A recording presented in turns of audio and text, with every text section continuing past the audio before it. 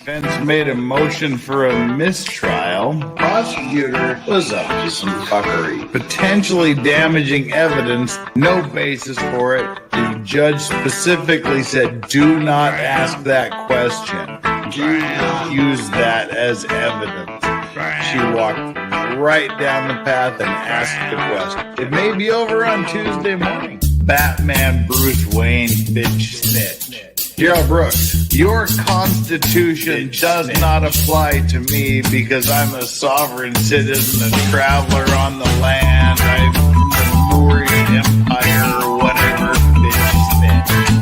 Because they're so fucking absurd. If you want to be a sovereign citizen, just do yourself a favor first. Go to YouTube here and just get every sovereign citizen that's ever been before. Find me one that won. God dang, you're right. Don't go down this.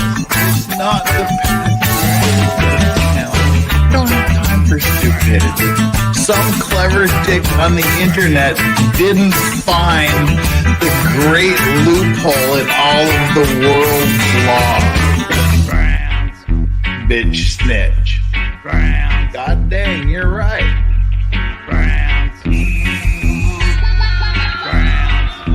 God dang, you're right. Traveler on the land.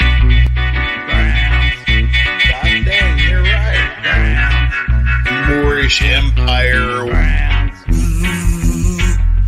traveler on the land, bitch snitch, Moorish Empire, God dang, you're right, traveler on the land,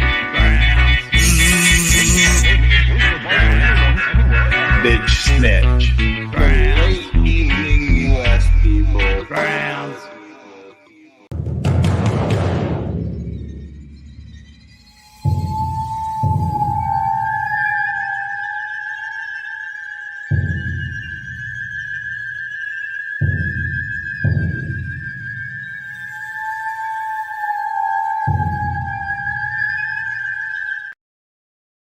Hi, good morning, good afternoon, good evening, good night, everybody. How are you doing?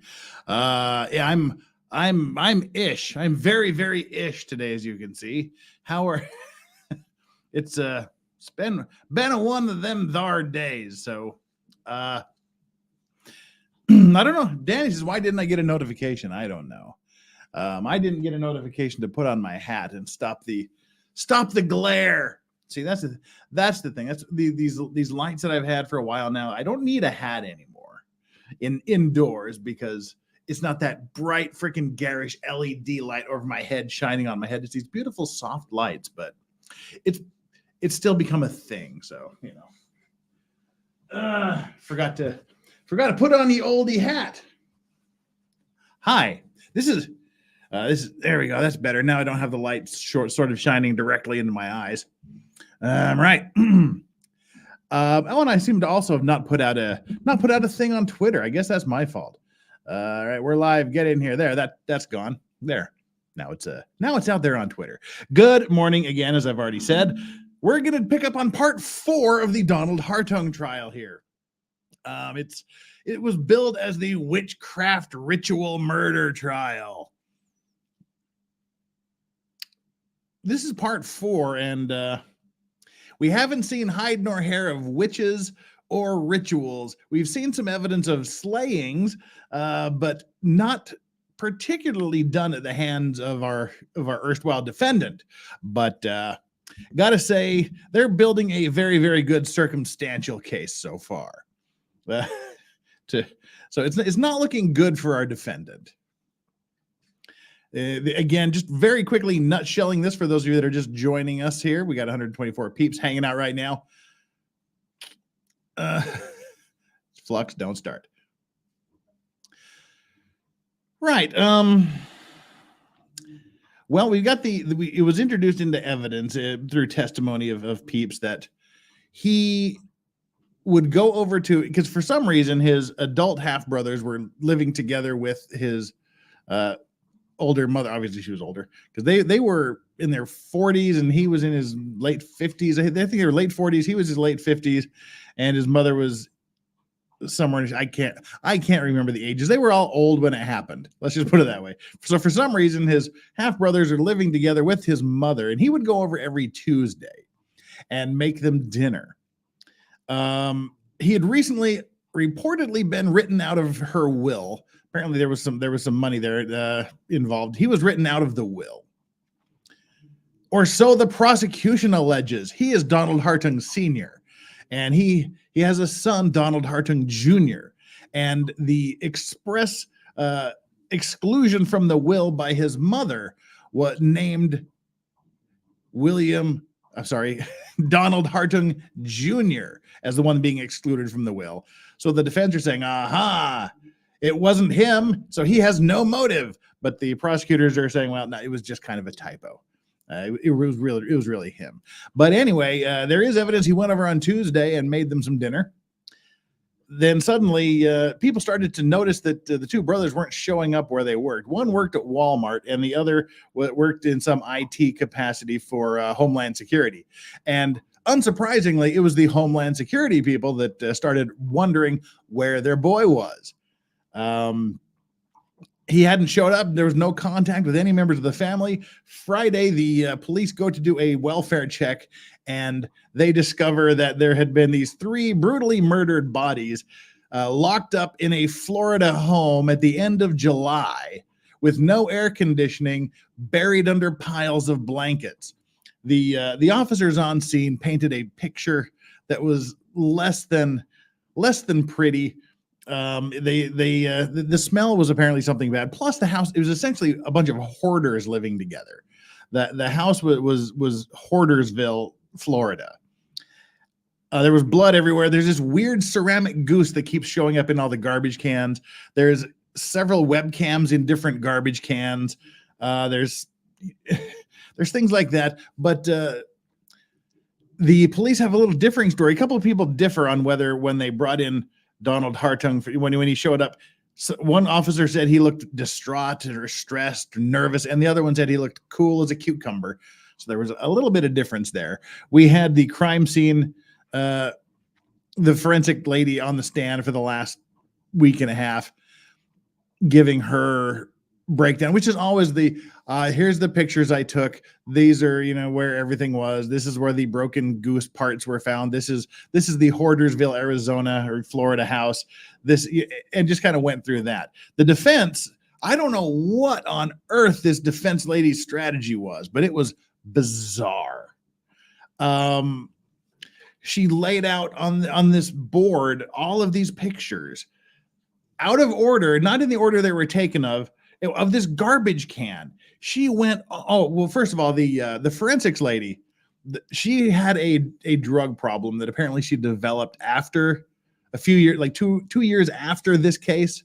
After investigating this case, it was from prescription meds, and then the addiction got the better of her, and she ended up stealing drugs from the evidence room and reportedly selling them. And she was charged with like a bajillion felonies that would have landed her in jail for about 150 billion years. Landed her in prison for 150 billion years. But she got things reduced. She did what she needed to do, and of course, she fired from her job. She'll never work in law enforcement again. But she's testifying. So this defense woman grilled her for 30 minutes about her drug addiction, her stealing the drugs, her selling the drugs, and just berated this woman on this really unfortunate couple of year period in her life to the point she was crying on the stand. It made the defense look horrible. It made them just look like terrible, horrible, mean people. She seems like a very, very sincere witness.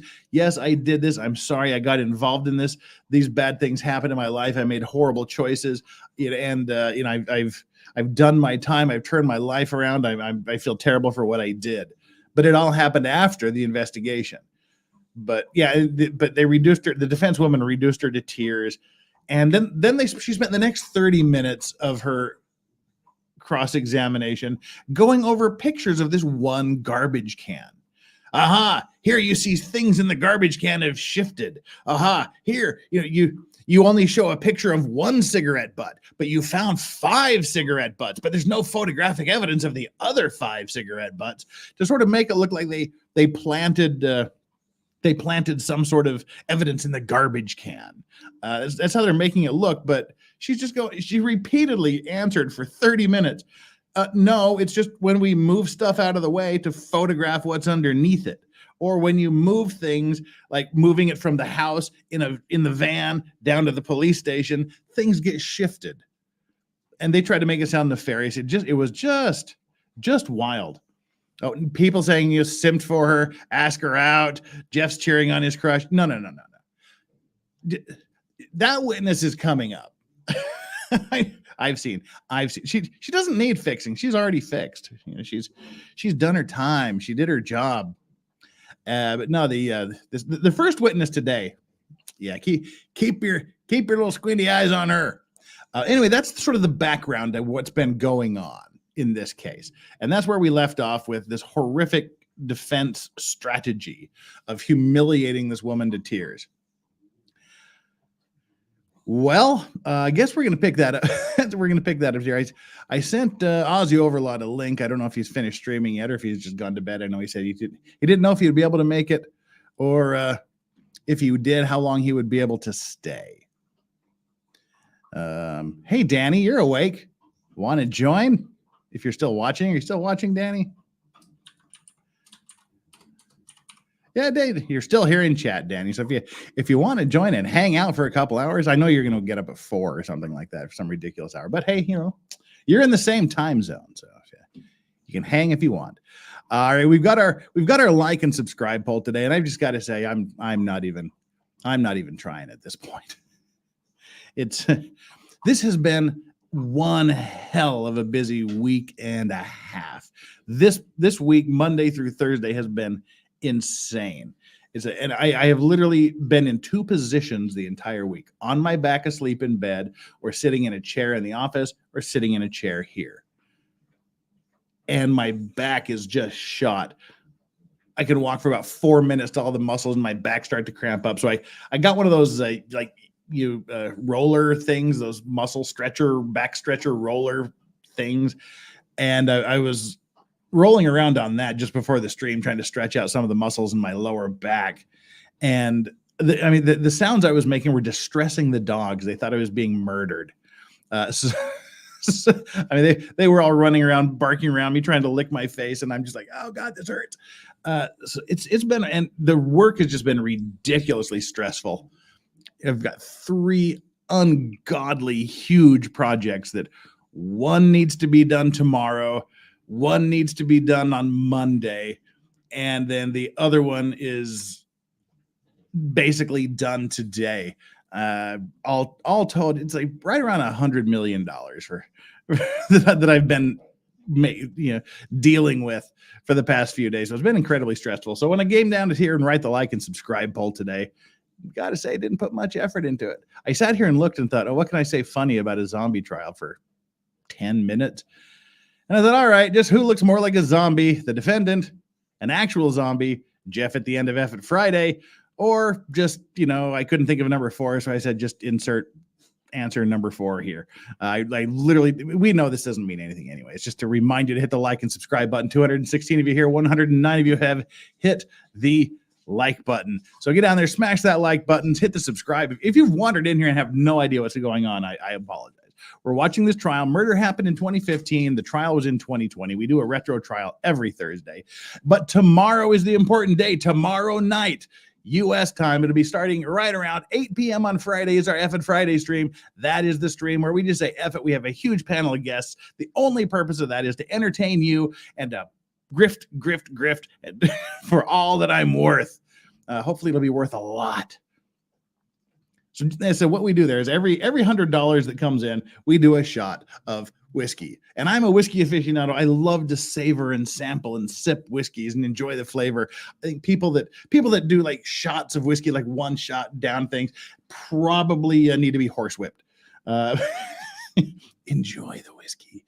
Even the lower shelf stuff, even the Jim Beams and the Jack Daniels of the world, they have notes that can be admired and appreciated.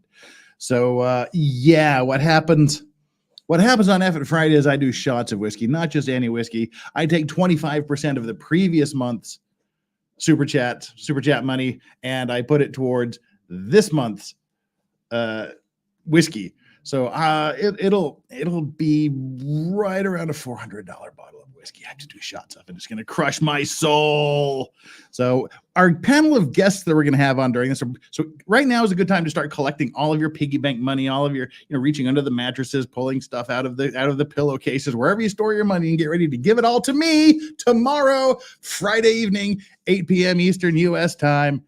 That's when the F at Friday stream starts and the drinking begins with our panel of guests. So far, the panel of guests includes Nate the lawyer, Steph the altar nerd, LawTube Sean, potentially criminal, will be there. House of Flux, our very own Flux, said she's going to come and hang out. Little Miss Jacob, otherwise known as Ari Jacob. Aussie Overlord Hayden will be there. Jess, Waifu Kron, now known as Moxie Dame, will be here. Drex is going to make a long overdue appearance. Lady Law 5791, she's always there. She's always lurking, creeping in the background, waiting to get in her verbal daggers every chance she gets. And MG Law will be there as well. Nick Starr will be there. And we had 3 late additions to the party, which were, I don't have the screen. One of them's Danny on direct.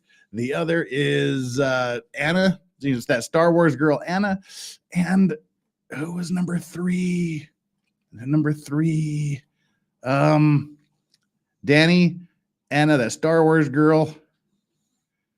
All right, let me cheat here.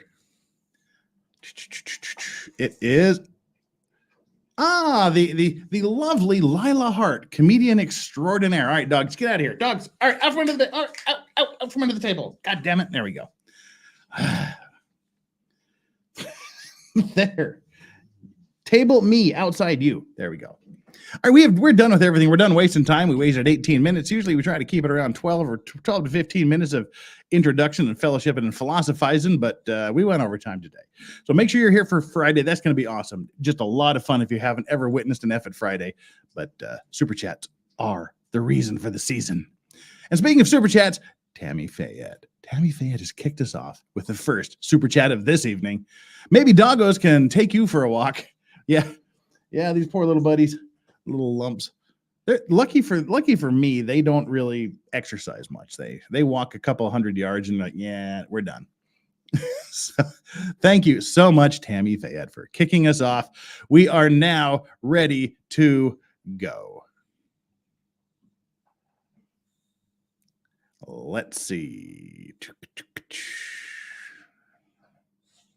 Right.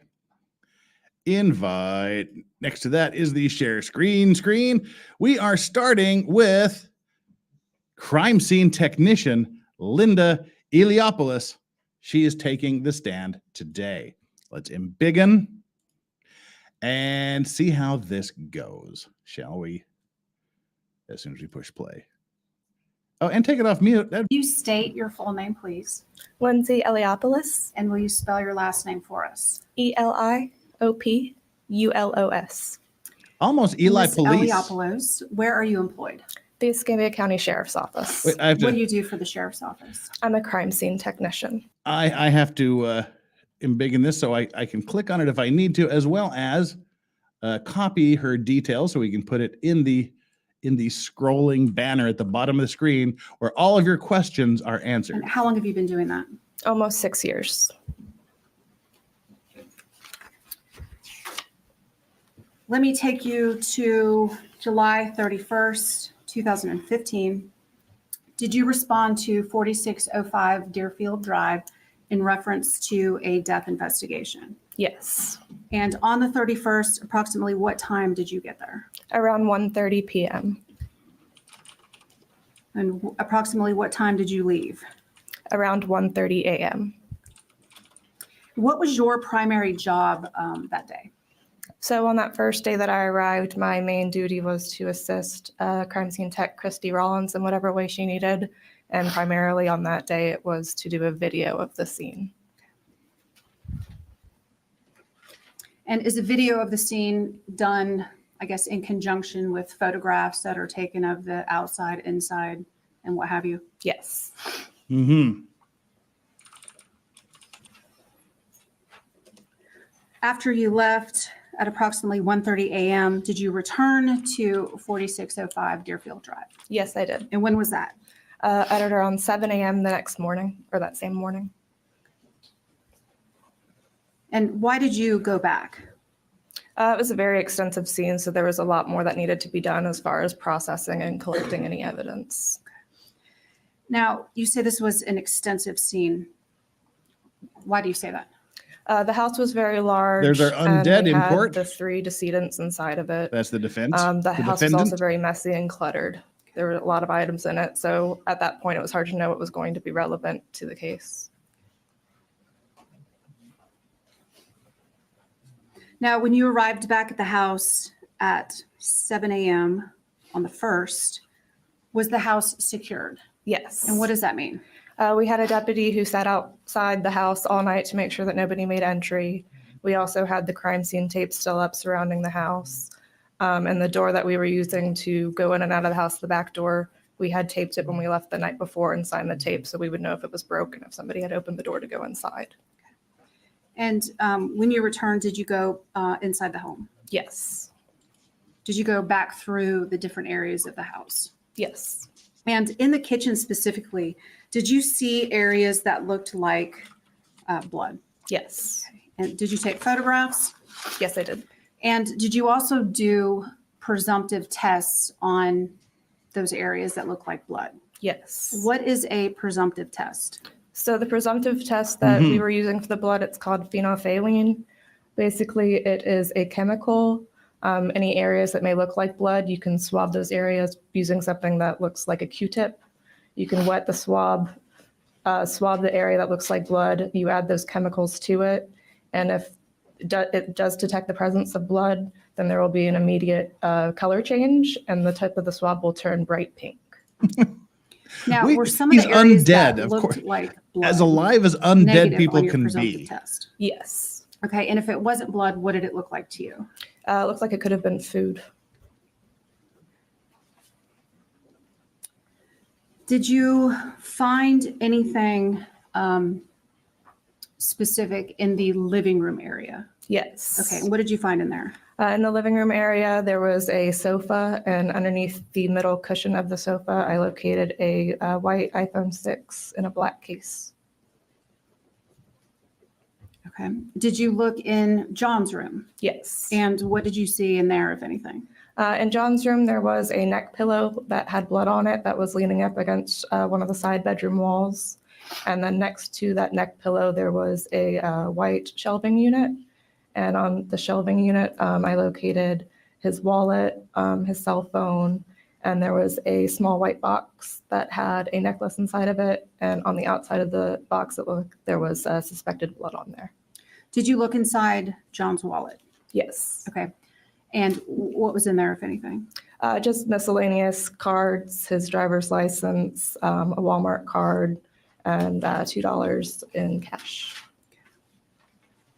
Did you see anything? Well, did you go into Richard's room? Yes. And did you see anything in Richard's room?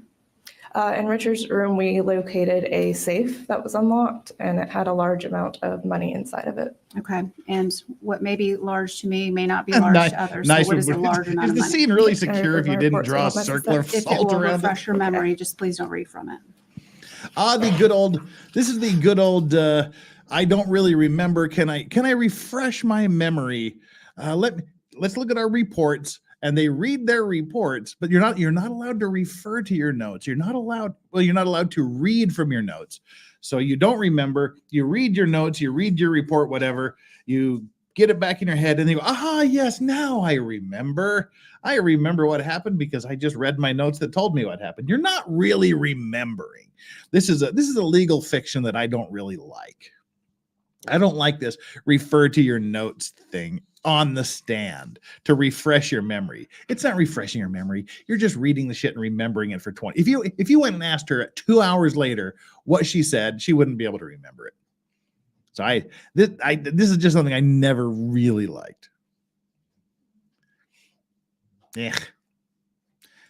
It's because it's fake. That's why. It's a fiction that she's actually having her memory refreshed, other than just reading it and storing it in her brain long enough for the question to be asked and answered. Okay, so inside the safe, there was a red envelope that had $1,809 in it. And there was also a lockbox that had several different white envelopes in it with different amounts of money that all added up to $11,842. So between the money in the red wallet and all the white wallets in the lockbox, there was a total of about $13,651 in the safe. Did you go into the den area? Yes. And what did you find in there? In the den, there were a lot of electronics. And did you take photos of the areas and the items that you just described? Yes.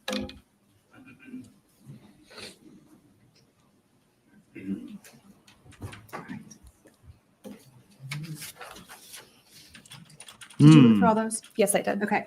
And do you recognize each of those exhibits 247 through 301? Yes. And are they fair and accurate visuals of the items and the locations that they depict? Yes, they are. Judge, at this time, I'd move 247 through 301 into evidence. Objection. No. So admitted. And permission to publish.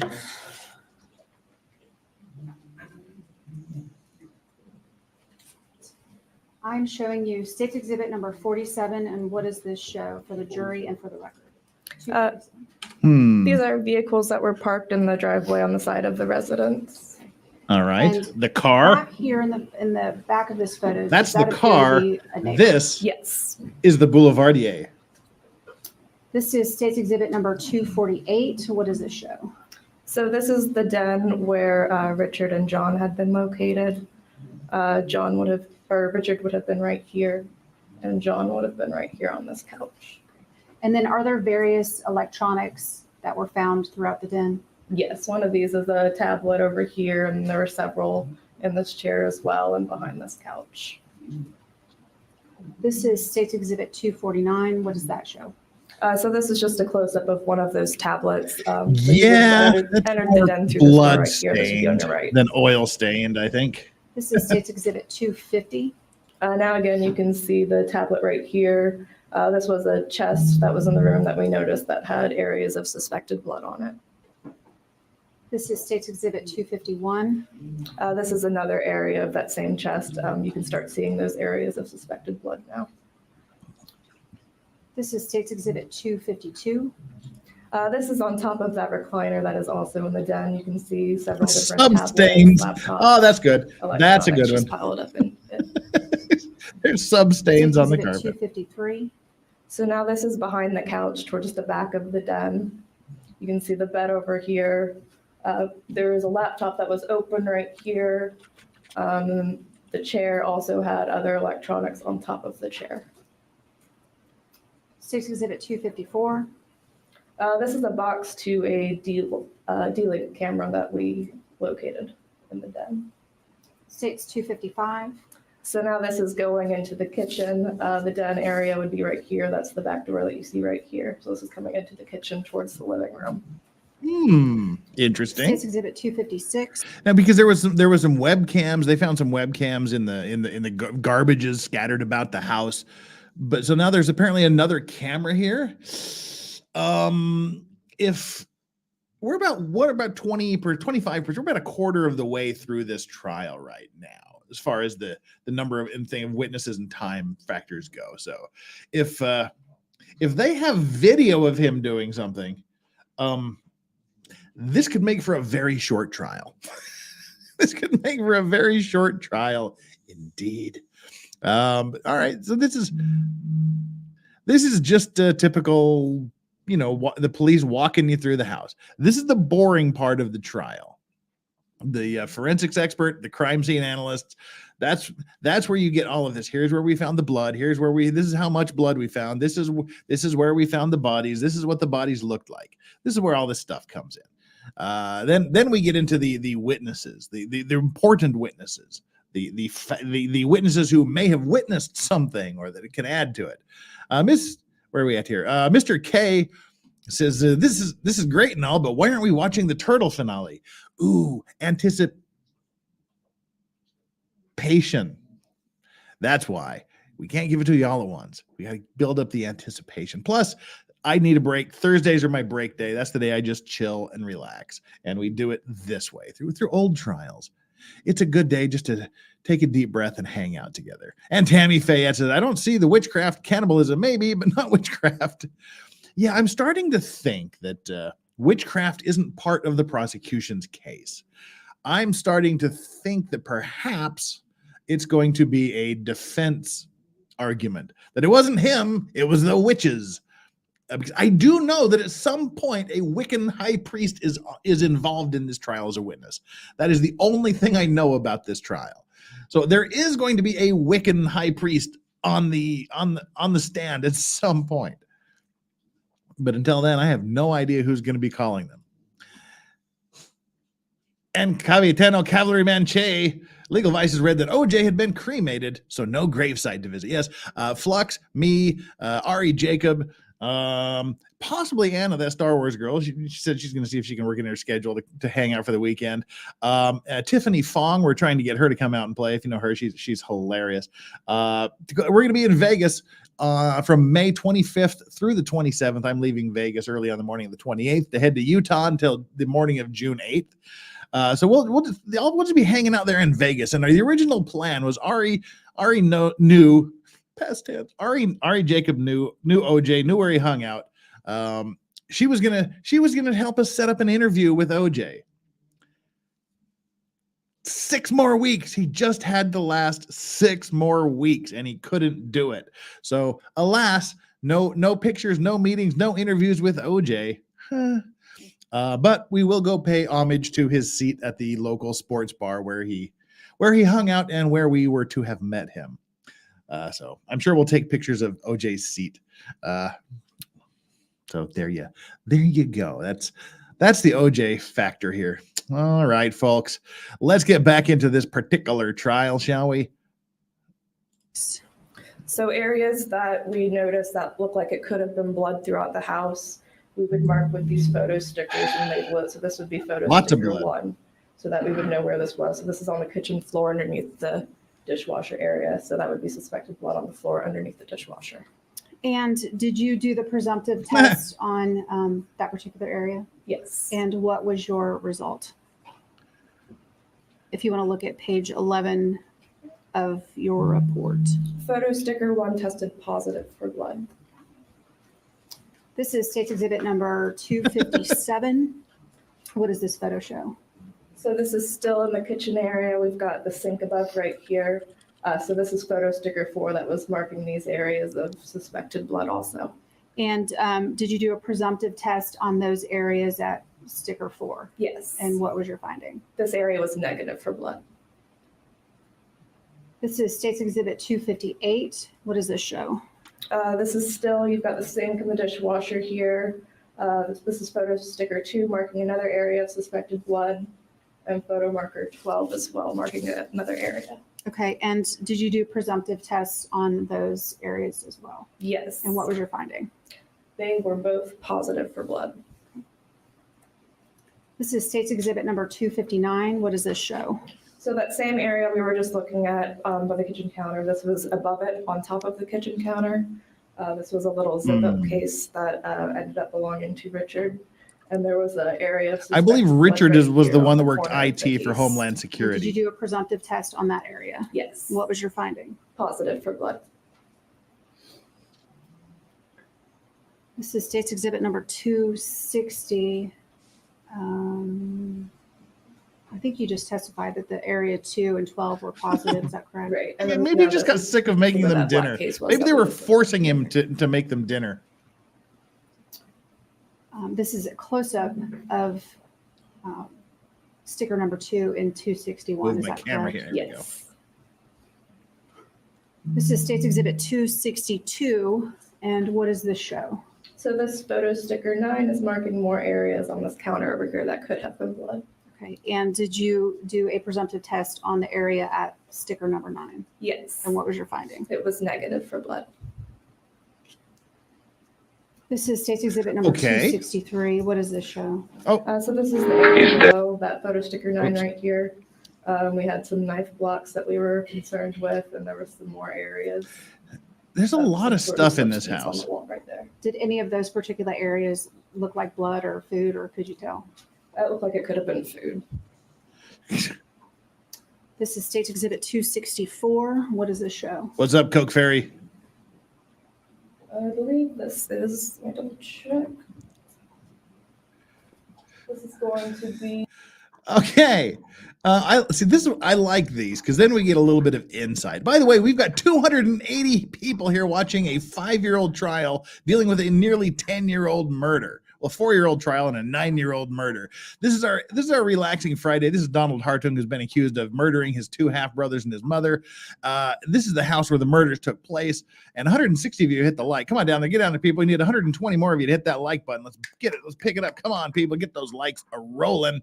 And let's look at what he's got. He's got spam prominently displayed on his countertop next to a bottle of something.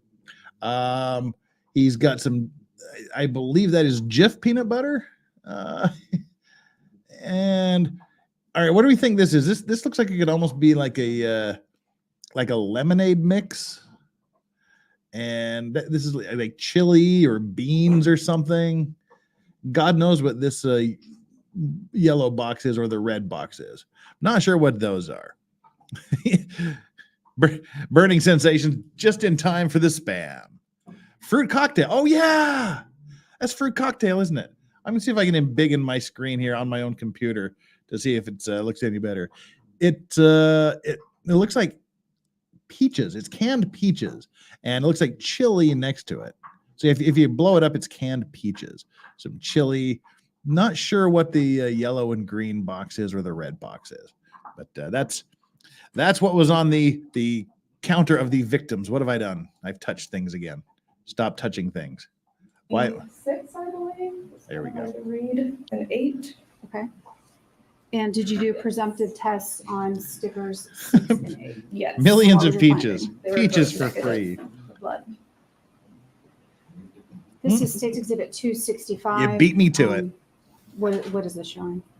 This is inside the oven in the kitchen. This was the leftovers from Tuesday night, apparently, that they found still in the oven when they came to the house. It just looks like food. Yes.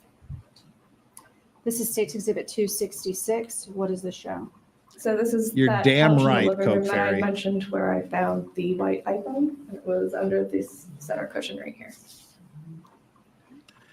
Gross This is kitchen. Exhibit That was the cleanest 267. part of the house. And now this is the same couch lifting up that cushion and finding the iPhone. State's There you 268. go. So now this is John's room. I had mentioned that there was a neck pillow with blood on it right here against the wall. And then this white shelving unit where I located his wallet and cell phone in that white box.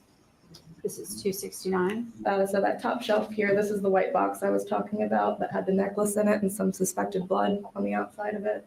And then this is his cell phone right here and his wallet. Yeah, that's why we're doing this, because it's just kind of it's supposed to And be a now this is just legendary opening his wallet trial, to see that it was his. but nobody's familiar with it. So I just thought I would do it. 271.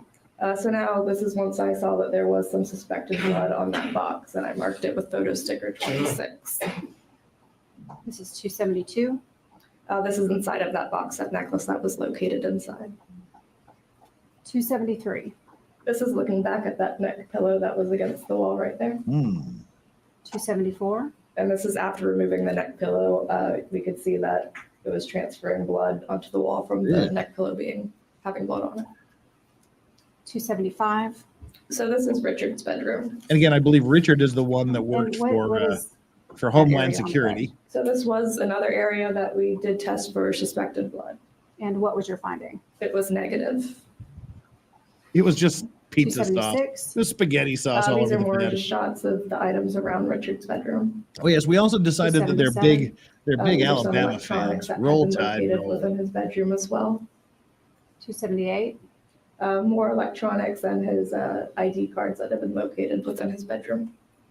279. And this is that unlocked safe that was located in his bedroom.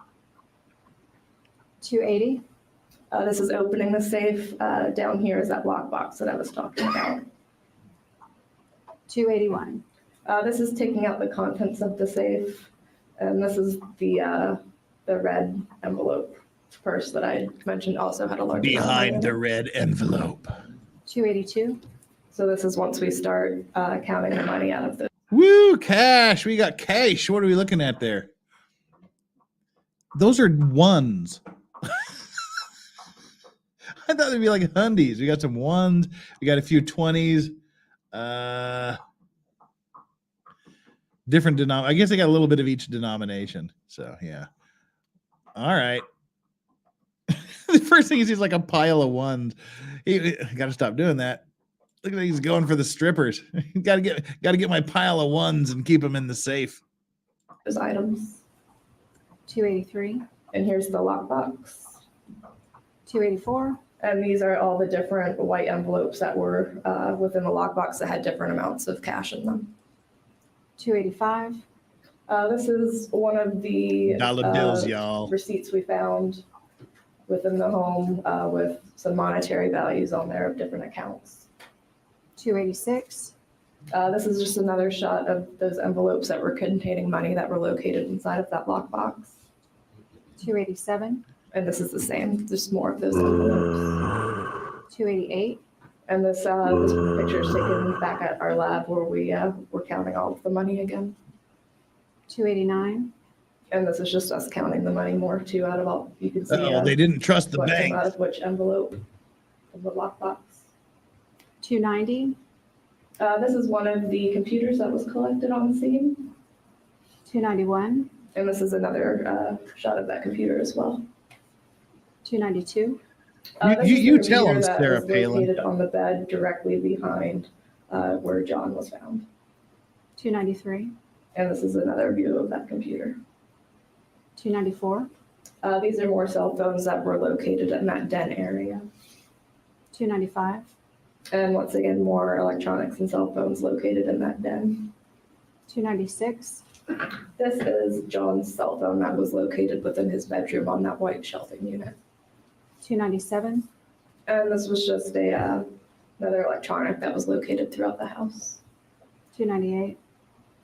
This is another Kindle that was located in Richard's room. 299. And an MP3 player located in Richard's room. Wow. MP3 300. player, cutting edge. This iPad was located in the living room, tucked beside the recliner. 301. And this was an iPad that was located in the den by the recliner in there. I'm now showing you what has already been admitted into evidence in State's Exhibit 21. What is this photo showing? So this is immediately as you enter through the back door. This is the first wall that you see. Again, everybody This was entered den through the area back to your door. left and the kitchen to your right. And of course, we noticed all these areas of an unknown substance on the wall right here. Okay. And did you do a presumptive test for blood on that area of the wall? Yes, And what was your finding? it was negative for blood. Did that look like the same kind of substances that were in the kitchen that tested negative? Yes.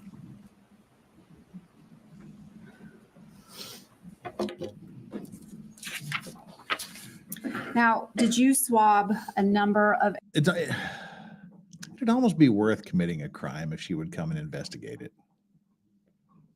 Just saying. areas of suspected blood? Yes, I did. In the kitchen as well Oh, as thank you for throughout turning on the home? light so you can see her Correct. better. Okay.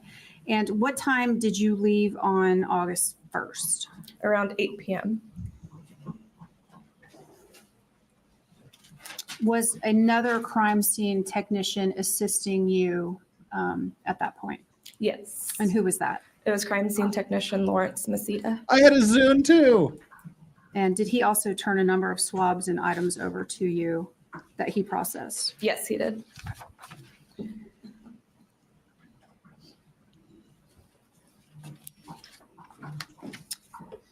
Did you collect the Skulls of kitchen your enemies. sink knob? No. Yes. And did it look like it had suspected blood? Yes, it did. Okay. And was that collected as Sheriff's Office Exhibit number 20? Yes, it was. Okay. Did you swab the iPhone 6 and the case that was found in the couch? You can in the tell living what room? year murders Yes. happened by And the is that iPhones swab they were Sheriff's wielding. Office Exhibit number 21? Yes, it is.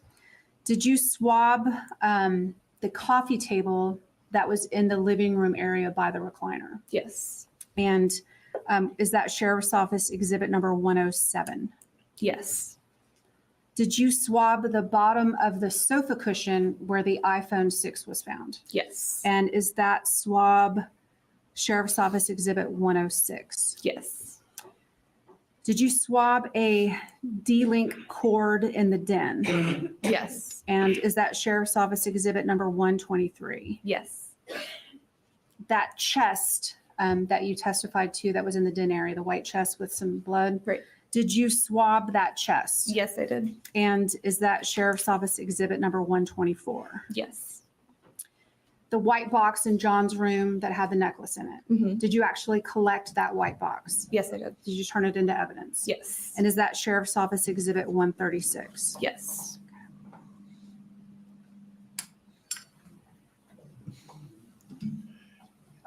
Swab me. Now, those aren't all the swabs you took. Is that correct? That's correct. Nice sponge bath would be in order. Ooh. When you left Deerfield Drive that day, did you secure the back door? Yes. Okay, and again, what does that mean? We just put the tape on the outside of the door and signed my initials. That way we would know that if it was broken, somebody had gone inside. Did you return the next day? Yes. And what day was that? That would have been August 2nd. Okay. And what did you do on August 2nd? So August 2nd, Christy and I went around spraying the home with Blue Star to try to find any other areas of So- suspected blood all right. that we may have missed. Now my Okay, you say fantasies are Christine coming talking about together. Christine Rollins? Yes. She was And what hanging is out Blue with the Blue forensics Star is lady. another chemical we use to detect the presence of blood. This one is a spray, and when you turn the lights off, it'll luminesce, so it'll light up blue if it detects any kind of blood. So you can do this, whereas the pheno, you see an area that you think is blood and you use that, but this will react to areas where you may not see blood at all, or it may have been wiped away or washed away. Now, can you get a false positive with Blue Star? Yes. And do you know examples of when you may get a false?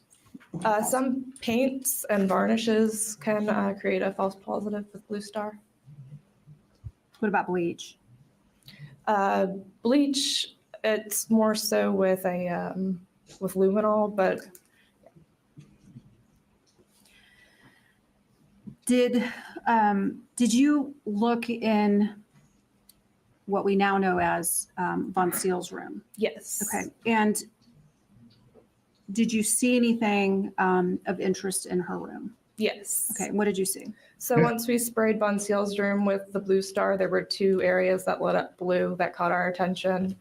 There was a pink rug on the bedroom floor, and also on top of that pink rug on the floor, there was a sheet of gift wrap tissue that you'd put in like a gift bag, just a white sheet. Okay.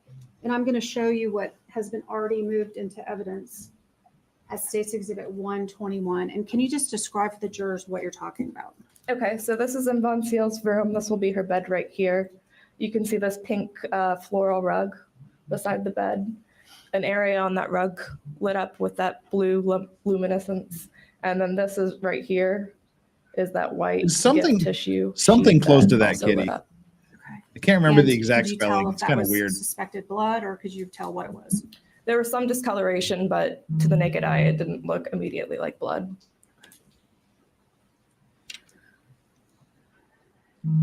Did you collect a buccal swab from Yes. Rusty Bjornson? Bjornson, yes. Okay, and Madam Court Reporter, that's Bjornsen. All about the BJ, isn't it? Who is Rusty Bjornson? Don't get a rusty was BJ. They're the my worst. supervisor and sergeant over crime scene at the time of this case. And what is a buccal swab? A buccal swab is a DNA Swab my swab. Basically, buccal. it looks like a Q-tip. You swab the inside of somebody's cheeks to get the cheek cells, and that Don't gives you the swab my- DNA. And You can did swab my seal, buccal, but you ain't Rusty's swabbing my cheek. DNA swab and turn it Sorry. into evidence. Yes. Ms. Eliopoulos, how many hours did you work with Christine Rollins in this case? So just this week, I put in around 100 hours on this case. So I would say with Christy, it could have been around 80. And while you worked with Ms. Rollins, did you have any concerns that she may have been under the influence of anything? No. Did you have any concerns for her mental or physical condition while you worked with her? No, I did not. I have no concerns about her physical condition or hers. Those are my questions. Thank you, ma'am. Oh no. So, Fine. all right. So that was about half the time. Half the time was spent with the prosecution, and that means about half the time will be spent with the defense on cross-examination. I wonder what they're going to cross-examine her on for 25 minutes. She's got no criminal record. If they go back through these pictures again and do that whole picture shenanigan thing again, I'm probably going to lose my shit. Leave the pretty girls alone. We're going to break for the evening at this time. Before you leave, if you would jot down the court administration has asked me to ask. Who does he look like? He looks like somebody. If there are any particular snacks that you prefer, so they can make sure they're available. So if you do, just write them down. On a piece of paper. Oh man, Give them to- the juries get snack if you selection. have practice. I want to be on a jury And where with you're going to that, shoot snacks. Let me remind you, do not discuss the case with anyone, don't view or listen to anything about the Looks case. kind of like Eugene Levy, but not much. Hope you have a good evening. We'll see you, be here at 8:45 tomorrow morning. We'll try to get started at 9 o'clock. Good morning. Good morning. I'm going to do It's morning. That's when the zombies go into a state of torpor due to the rise in temperature as the sun comes up. Zombies, like the undead, like the Nosferatu. We haven't decided if he's Nosferatu, if he's a vampire, or if he's a or if he's a zombie. But essentially, they both are more active at night. Zombies because it's cooler, vampires because the sun will burn them up. But the daytime comes, and as you see, the undead, they go to sleep. So he's just sitting there, just sitting there, looking at people right there. There's the defendant, Donald Hartung, sitting on the stand, waiting for trial to begin in the morning. And if I gave him my hat, he'd look like the preacher from Poltergeist 3. Just saying. How do you like that to come knocking at your door? And leave. All right. We're done defendant shaming. Oh, wait, unless we see the picture of him in his younger days when he played Death on Supernatural. Just saying. All right. Enough of that. Let's get on with it. Shall we? All right. Hey. All right, dogs. Oh, Yoda's paid a visit. Quick. Super chat. Oh, Yoda, never mind. Yoda's leaving. Right, here we go. a few follow-ups to what Ms. Jensen asked you yesterday. Okay. Now, my understanding is you were a crime scene technician, right? Correct. And you worked with Christine Rollins. Yes. And Now, Sarah was Palin's wearing Christine black the today. lead crime scene technician, Yes. and then you would have been second in line. Correct. And you first responded at about 1 p.m. on the 31st of July. Is that right? Yes, sir. And who was there at the time you arrived? At the time I arrived, like the hair. Christy was already there and the initial responding deputies as well. There may have been a couple investigators, but I can't remember who for sure because they were waiting to get a search warrant signed. Okay. Did you ever see or talk to Mr. Oh Hartung? shit! Sorry, No. this is like a really long pipe. I just When smacked you my arrived, mic stand here. was there someone you report to as a crime scene technician? I just checked in with Christy at that point to see what we had. Me too, Buddha berries. And Oh, you mean were her you clothes? assigned any Okay. duties by Ms. Rollins? Sorry. She just requested that I take the video of the crime scene. And did you have any interaction with Ah. the lead investigator? There we go. Would that be Madam Finger? Yes, ma'am. Yes. What? Okay, this is Lindsay Eliopoulos.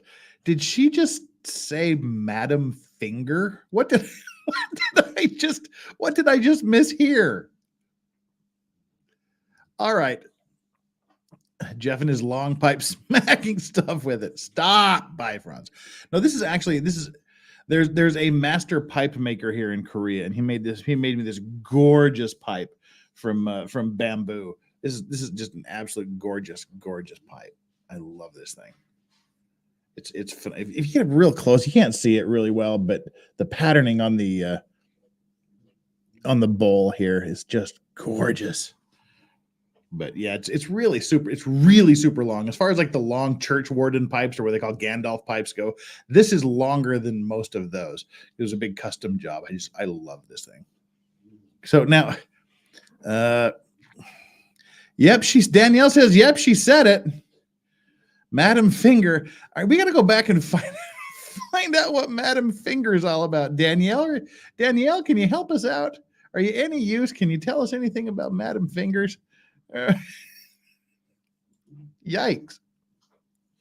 All right, let's go back 30 seconds or so and see if we can unravel the mystery of Madam Finger. Ever see or talk to Mr. Hartung? No. When you arrived, was there someone you report to as a crime scene technician? I just checked in with Christy at that point to see what we had. And were you assigned any duties by Ms. Rollins? She just requested that I take the video of the crime scene.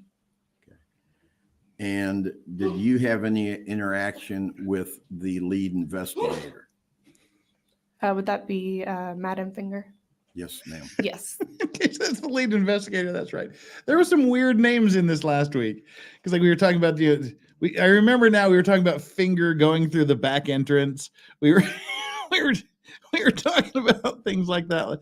Yeah, there's some odd people in here. There was who was the other person? There was another person who were like, no, this person does not exist. There was another name. I remember Miss Finger now, but don't call her Madam Finger. That makes it weird. Call her Ms. Finger or Mrs. Finger, because like Madam Finger is just weird. There was another name. Because we were joking about the finger going through the back door, and we were the back entrance, and there was somebody else that I can't remember what the dude's name was. Oh well, I'm sure it'll come up again. Oh dear. All right. Madam Finger. Did he give you any direction, or was he dealing mainly with Ms. Rollins at that point? Nothing specific. Once we were inside the house, if they found anything that they needed us to take care of, they would point us in that direction. Matthew you Finger. started It wasn't Madam, it was videotaping, is that Matt. correct? What did you say Yes. Madam for? And while you were videotaping the interior of the house, I take it, is that correct? Yes, I did both exterior. That's right. It wasn't. Oh, all right. It's all coming back. It wasn't Madam Finger. His name was Matt Enfinger. That's right. Wait, where'd that go? Yeah. It's CRC Duster. Yes, he brought it, he or she, I don't know, brought it up first. Yeah, it was Matt Enfinger. Matt Enfinger went in the rear entrance, and also the other detective's name was Coxwell. That's right. That's who it was. Thank you so much. Yes, it was Mr. Enfinger and Mr. Coxwell. That's what we had. That's right. Oh, it's all coming back to me now. All right. Yeah, we did sing that. We did sing and finger last week too. All right, so Mr. Coxwell and Madam Finger were there last week. That's right. All right, enough of this. Let's get back to it. I just knew there was some other person. It was Mr. Coxwell because people in the comments to the video kept calling him Dixwell. I'm like, no, it's not Dixwell. It's Coxwell. It's different. Interior. Well, you were videotaping the interior of the house. What was Ms. Rollins doing? She would have just been going around taking any additional photographs or just Goes trying around, to figure comes out what around, evidence was going to be round and relevant round. and making a plan. As crime scene technicians, do you on your own make that decision as to the relevancy of evidence, or do you get guidance from the lead investigator? We'll get guidance from the investigators. And in your case, you didn't get any guidance from Mr. Enfinger or Investigator Enfinger. Is that correct? No, nothing specific that I remember. He looks like a guy who invented a game called Jump to Conclusions. You see, it would be this mat that you would put on the floor and would have different conclusions written on it that you could jump to. So when you were doing your videotaping, had the 3 victims been removed yet, or were they? Is there Amanda Hug and Had Kiss been in this removed, case? all 3 of I them. need Amanda Hug and Kiss. And you videotaped every room, am I correct? Yes, sir. Did you gather up any evidence or take any evidence into your possession? Yes. Sarah Palin's spider egg We'll go was back to itchy that. there. She was scratching Okay. her spider egg. After you completed videotaping the interior of egg the sack. house, did you also videotape the Let's go, exterior? Brandon, in the house. There was, as I understand it, a pretty large shed in the backyard. Yes, YouTube wants you Yes. here. Let's go, Brandon. Did you videotape? You're here where you that? belong. I can't recall if I actually got that in my Love video lifts or you not. up where you belong. And do Where you remember eagles going inside fly, that shed? Or did you just do the mountains exterior high. if you did any of it? It may at have all? just been the exterior. I can't remember. That's There not were wrenching- 2 vehicles. That is not resting bitch face, people. That is, dude, I did my job and I'm not going to let your dumb fat ass criticize me. This is the I'm not going to take it. We're not going to take it from the guy. The testimonies told us that were parked on the side of the house, a silver one and a white. Yes, we are, Brandon. 8 SUV p.m. Eastern type start vehicle. time. Correct. Did you videotape those? Yes. And did you videotape the interior of those? Yes. Woo, Did woo. you see anything that would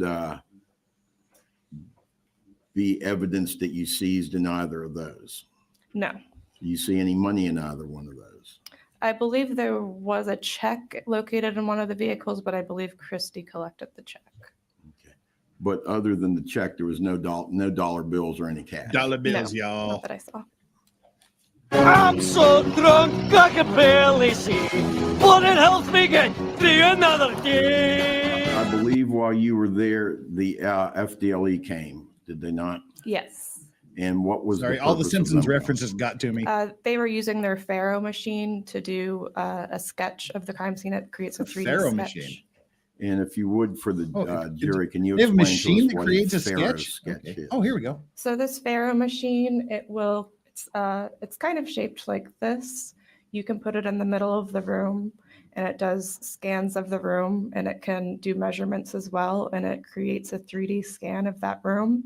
And So it's like that thing they had in Alien Covenant where they like threw it down the hallway and it just like did a 3D map of the interior of the caves where all the old weapons were stored in Alien Covenant. Okay, that's pretty cool. So it'll create a 3D sketch of the room as well as give us a sketch of a perpetrator. we Cool. could do that for every room in the entire house in this case. And was that done in this case? Yes.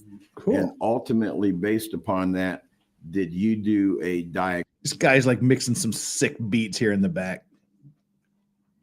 diagram of the house? Not immediately, no. Eventually, did you do a diagram? Yes. And when did you do that diagram? I believe it was completed in November.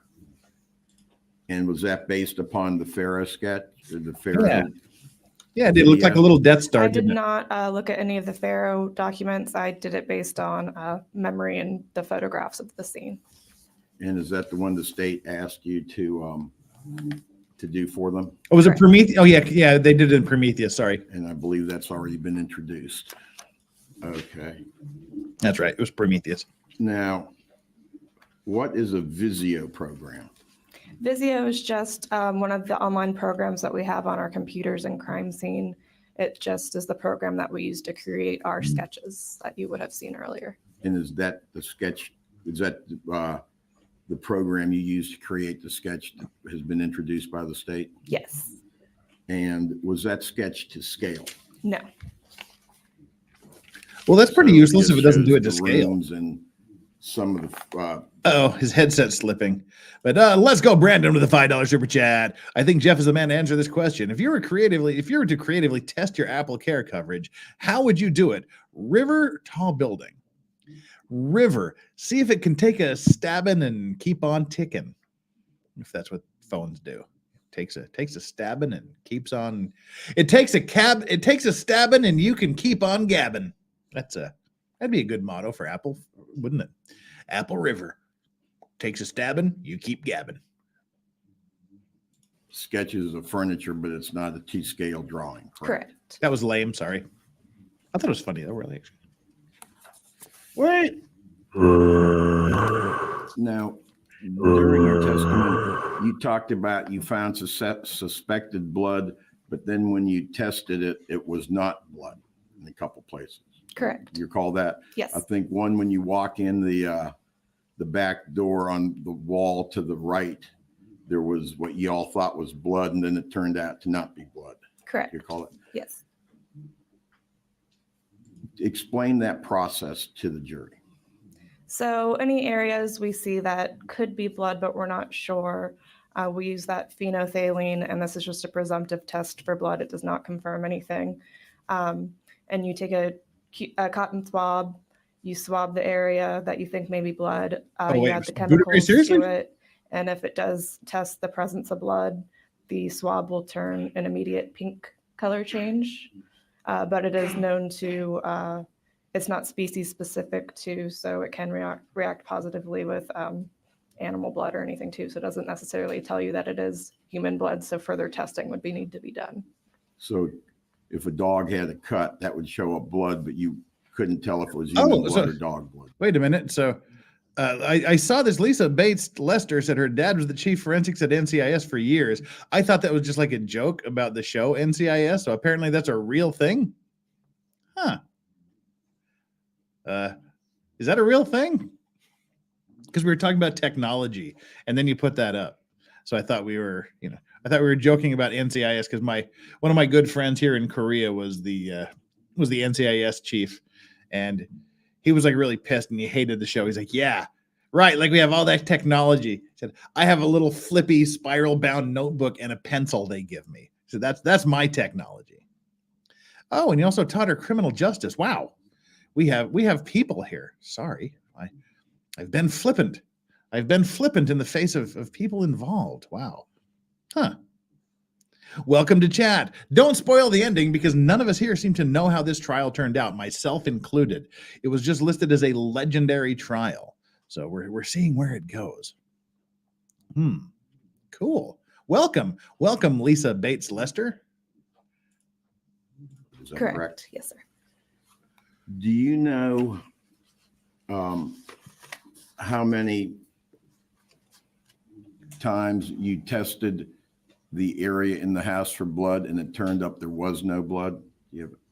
So I believe I did there were around 36 areas that were marked for suspected blood. And I think I ended up with around 23 areas that were positive that were then swabbed for possible DNA.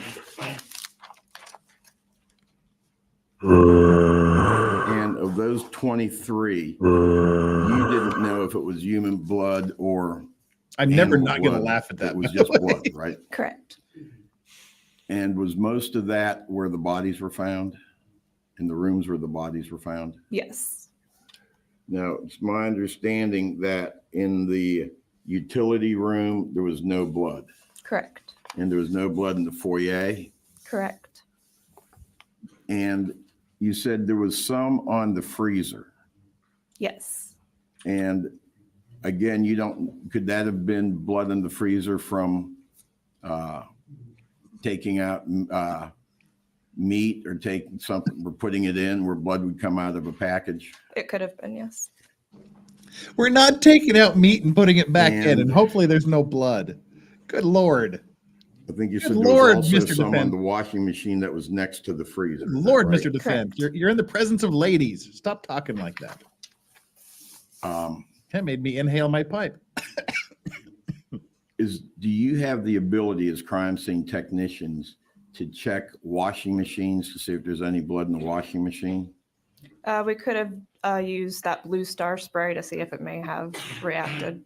How about in drains? For instance, if somebody washed their hands or washed a knife or something like that that had blood on it, can you check in the drains to see if there's blood? With the drains, it would be easier to just remove the whole drain and just have it sent off to the lab to do that for us. To your knowledge, in this case, was that done? I know that we did collect the drains, but I'm not sure whether or not they were sent off to a lab. So they were collected, but we don't know what happened to them. Correct. Hey, good luck with your operation, whatever it is. Seriously. Hate And operations. where were the drains that you collected, if you recall? Can I refer to Sure, our report? absolutely. Okay.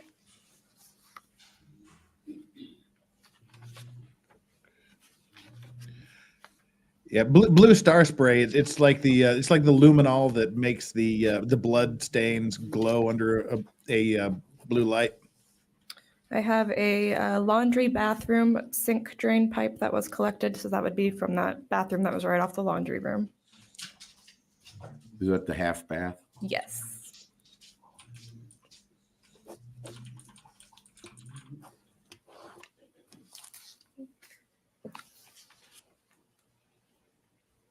The guest bathroom sink drain.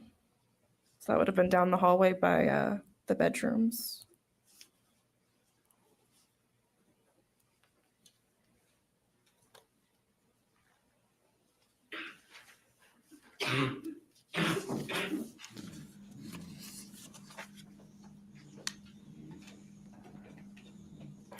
Not to be confused with blue star ointment. Gold Bond medicated That is powder. all that I see at the moment, unless I'm missing something. So you didn't test the kitchen drain? Not that I Take out see the on kitchen. here.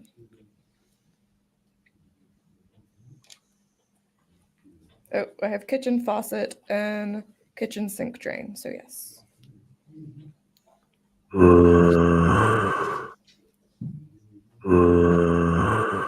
So as long as if you suspect there may be blood in these drains, you just remove the whole drain? Correct, yes. And then that's, is that given to the investigator, or do you send it to the lab, or how does that work exactly? So then I would turn those into evidence, and then it would be up to investigations whether or not they want it sent off to the lab. And do the investigators get a list from you as to what evidence you have taken into your custody? They have access to that, yes. So then it's up to them to determine whether they're going to do any further investigation or not? Correct.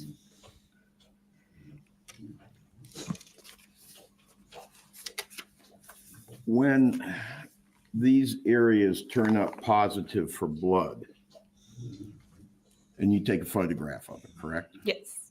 And after you photograph, and you've also got photographs of the area that are suspected of blood, right? Correct, yes. So when you determine, gee, there's blood here, what do you next do? So next, any of the areas that did test positive for blood using the presumptive test, I would then do another additional swab of the blood. It's the same process. You use a Q-tip cotton swab. You put distilled water on the tip of it, and then you rub the area to get some blood onto that Q-tip for you. And those are then, I take them back to the office with me, package them, and turn those into evidence. And again, it's up to the investigator to see whether or not he is going to have those checked for DNA. Yes. See, this is what we're seeing, and unironically and unjokingly, we are seeing a forensic analyst and a crime scene investigator that are really good at their job. They've done, at least as far as I can see, an incredibly good job. They've done to the point where the defense has nothing. Well, apparently she had a good teacher that was here in chat. I don't know if her teacher has left the chat now, but if you're still here, you did good. Because her and then the forensics lady, spot on, doing some great work. So all they've got to do is they attack her for her drug deal, her drug habit that didn't even start until 2 years after this case was investigated. Then had to somehow railroad her over pictures in a garbage can that made no sense. And this guy is just going on about dumb shit too. There's nothing that they can pinpoint. You did this wrong. It's like, oh, you didn't check that one spot up there in the ceiling, did you? Ha ha ha, incompetent. Oh, you didn't check over there in that corner. Oh, you didn't. You did a crappy job. There's nothing that they can point to tear apart the work that the investigators did. It's great to see good detective work in a case. Far too often, it's really, really bad. Let's go, Brandon, with the $5 super chat again. We can tell it's an iPhone because it's $4.99.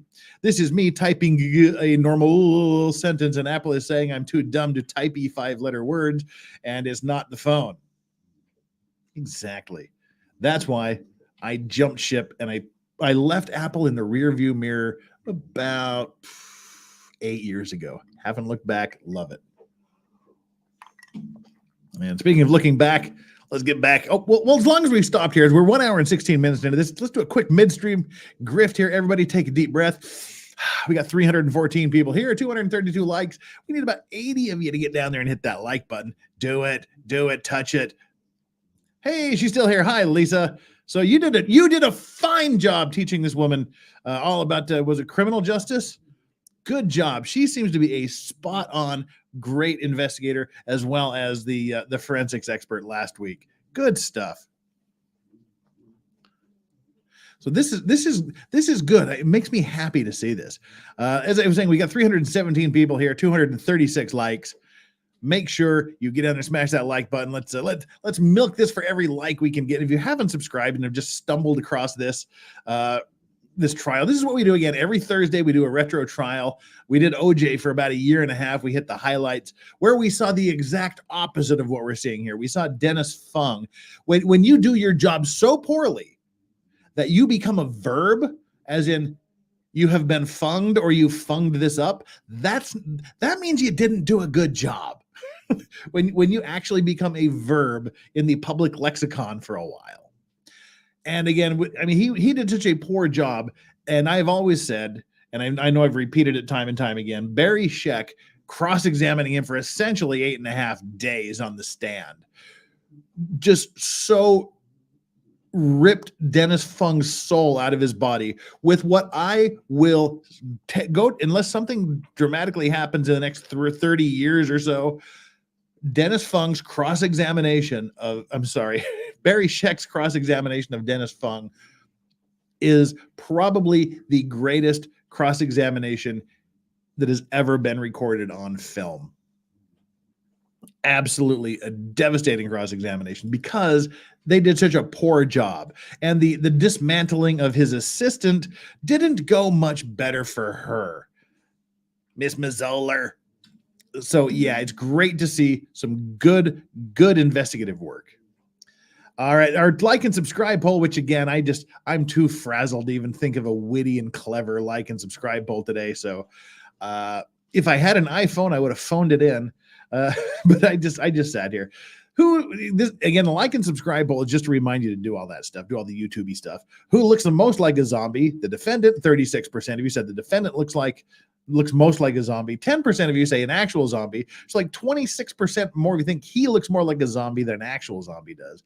38% of you think that I am going to look like the most like a zombie at the end of F It Friday. Well, that is completely dependent upon you. If you come to F It Friday, starting at Friday night at 8 p.m. U.S. time, and you throw lots and lots and lots of super chats at me, then yes, I may end up looking more like a zombie than anyone else in this poll. The fourth answer, 15% of you said just insert number 4 here. Yeah, there you go. So that's it. That's all. Like and subscribe. Remember, tomorrow, Friday, 8 p.m. Eastern U.S. time. That's when we start F It Friday. Shots for booze, shots for money, booze for money, and we have a great panel of guests. I've already mentioned that the great panel of guests includes such luminaries of LawTube and LawTube adjacency. Nate the lawyer, Steph the altar nerd, LawTube Sean's potentially criminal, Flux will be there, Ari Jacob, Hayden Aussie Overlord will be there, Jess Waifu Kron, aka Moxie Dame, Drex is going to be making an appearance for the first time in a long time. Lady Law 5791, MG Law is going to be there. Nick Starro, trial lawyer, will be on the panel. Danny on direct is going to be here, is going to be there as well. Anna, that Star Wars girl, is going to pop in, and comedian extraordinaire, the lovely Lila Hart. We're not going to ask Chrissy Mayer to join us because she just had a baby like 5 days ago, and she needs every second of sleep she can get for the next few months. So check into that. We're going to have other people on the panel later. This is just the initial crew, and as they start to go to sleep and find out, we'll bring in other people. We'll keep a full panel going as long as my liver and your money hold out. That's my grift stream. Let's go. Let's get back into this. You indicated that when you use the phenolphthalein, did I pronounce that right? Yes. When you use the phenolphthalein solution to see if something is blood, that it would turn pink. Correct. Do you take photographs of when it turns pink or not? Sometimes I do. I don't remember doing it in this case. Okay. Do you recall if Ms. Rollins did it in this case? I don't recall.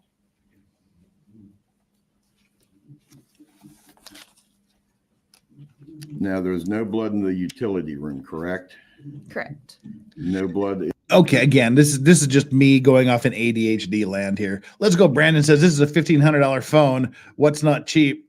Yeah, I have a Galaxy S20, and I'm standing in line to get an S24, a Galaxy S24, and thinking those sons of bitches are like $1,700-$1,800. That you can get them with a 516 gigabyte memory. I can get one with like 1 terabyte, but that's like $2,000 for a damn phone. That if God help me if I ever actually have to make a phone call or answer the damn thing. It's basically $2,000 for a camera and texting device. In the They're getting out of bathroom next to phone the prices are utility getting room? back in my day. Correct. Phones were cheap and they were dining mounted room? on the wall, so you couldn't No. lose them. No blood. formal living room, No blood. Richard's room, No blood. and the foyer. No blood. There may have been. There was some sort of end table at the end of the hallway that ended up testing when we did the blue star. Don't do that. I'm dying over here. Brandon, I've got about 800, Yeah, like I that think would just end the hallway. 748 That's the pictures of foyer, my then no, there dogs was no blood. and about 40 of my son. Okay. Now, you just talked about Blue Star. Tell me, or tell the jury and me what the Blue Star is.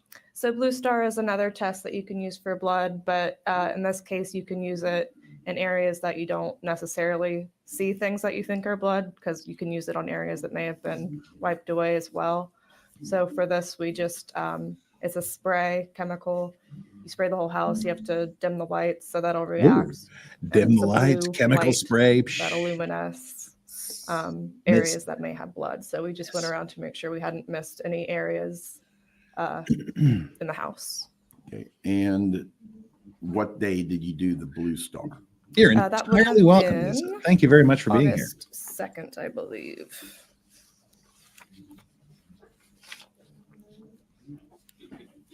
See, this is what I like when people that actually Thursday. know people that are involved in the things we talk about, because it would be fun to interview her. So if I don't know if you still have contact details for her, Lisa, to like bring someone in that was actually there during the trial and to comment on it. And that would be awesome. I would have a lot of fun doing that. You returned to the house? Yes, it was.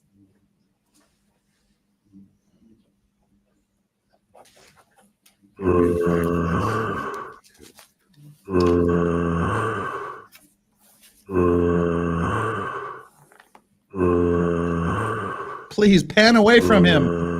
Make You it know, obviously, there was a lot of blood. make it stop. And there was apparently what would be referred to as a blood trail from a recliner into the front of John's bedroom where Mrs. Smith was found. That's right. No, my family still has no idea. Oh, damn, I forgot I was supposed to be doing my monster pipes. You During these- expected during that these to streams. show up Damn with it. all your testing, and I take it did. Yes. And then you went around to the other areas of the house just to see what might be there. Is that Yes. correct? That's right.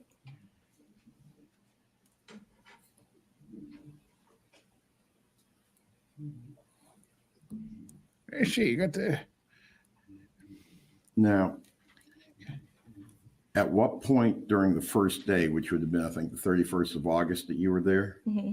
Yes. at what point did FDLE arrive? I'm not sure what time they arrived. When you enter a crime scene,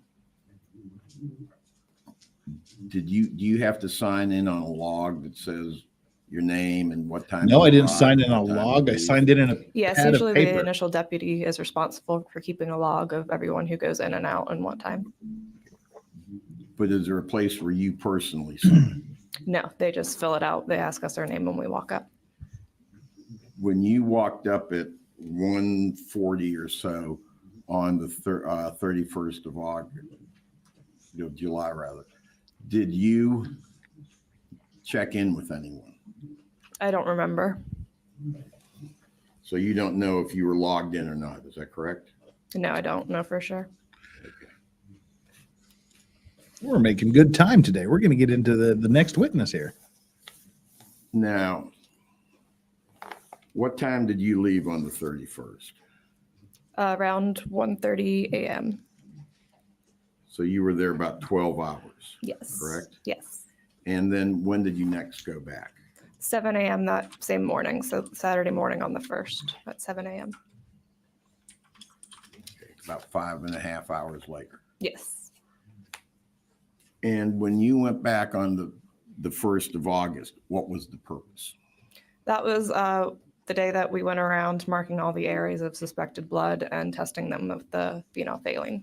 And who did you go with that day? That day I had another crime scene tech with me, Lawrence Masita.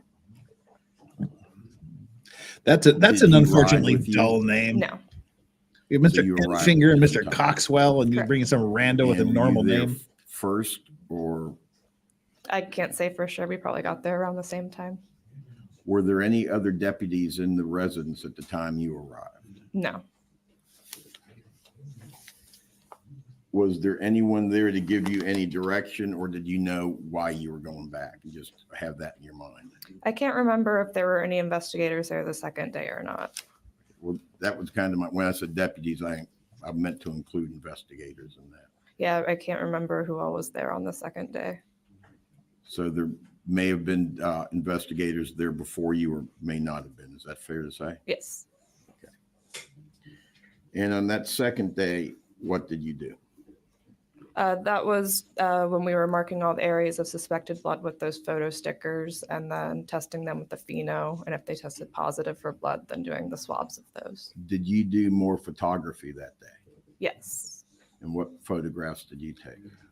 Those would have been the overalls. Dude. Of all the areas of suspected blood that we marked. Get to the that damn had the different point. photo stickers on them. So This we is knew, as bad as which the area it was for. cross-examination of Did the you do any forensics more lady. videotaping, or was that done the first day? No, that was just the first. What, so you didn't videotape the second day, so therefore my client is innocent?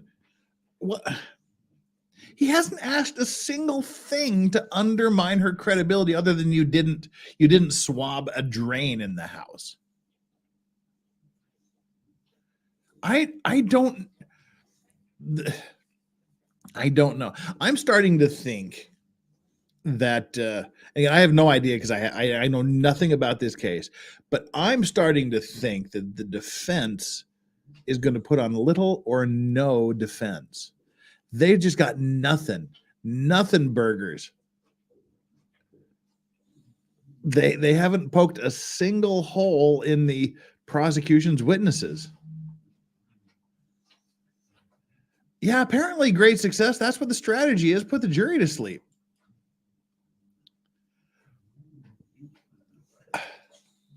All right, he's going to be at he's going to be at this for 9 more minutes. Well, okay, so there's going to be probably some redirect for whatever reason. So let's say he's got 7 more minutes to connect some damn dots. Sergeant Bjornson, was he there that second day? I don't recall. Fletcher boy, no. He's a supervisor. He should go Correct. to like AutoZone or an And auto what parts would store or a his bookstore to meet purpose women. of him being there mean to you? He would have been directing us, looking around the house for anything he may have thought was relevant and having us do that. Anything we may have missed, just another set of eyes.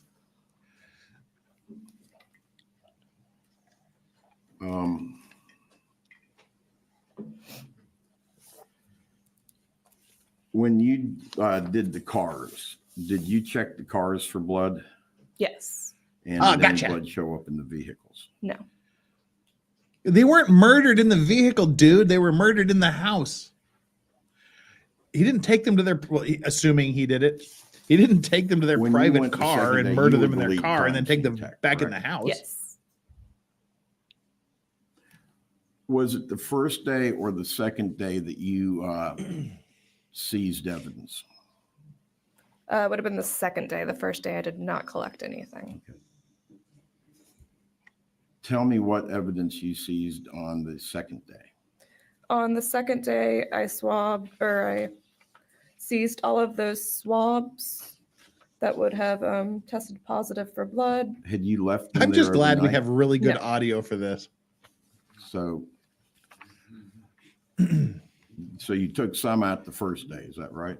No, the first day I didn't do any swabs. It was just the swabs at all. video. Okay, I'm sorry. Right. You're fine. No swabs the And first then the day. second day, Not I guilty. would have collected the swabs, and I also collected additional evidence, such as all of those electronics that were found. What can you tell us what electronics you seized? There was a black iPod in the Highlander vehicle. Yeah, blame it on the black iPod. Ooh, it sounded like 60 Minutes. The white iPhone 6 that we had Next located on 60 under Minutes. that center couch cushion. Red T-Mobile cell phone that was in John's bedroom. MP3 player from Richard's room. Verizon MiFi jetpack from Richard's room. You got a jetpack? Kindle That's from awesome. Richard's room.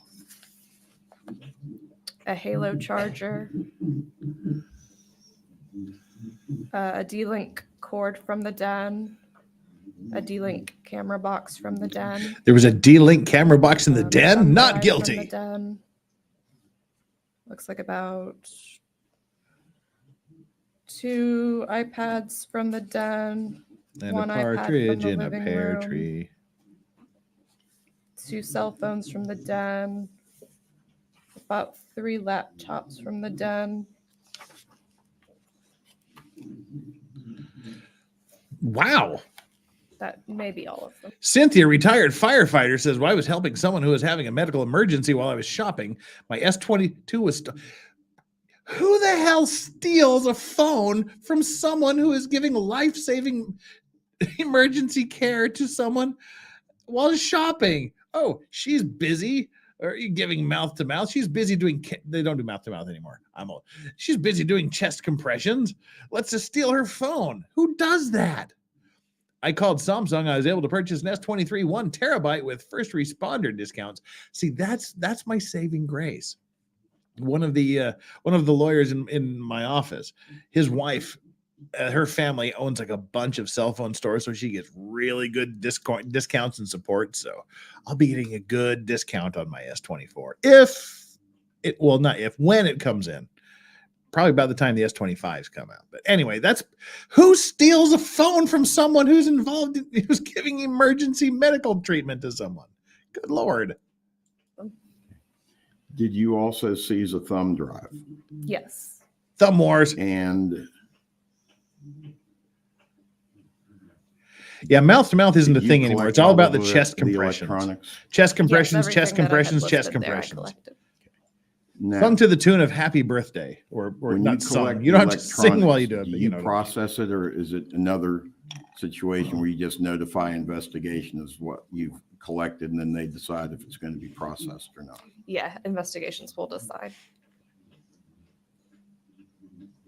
Was anyone else there that usually was not at a crime scene? What?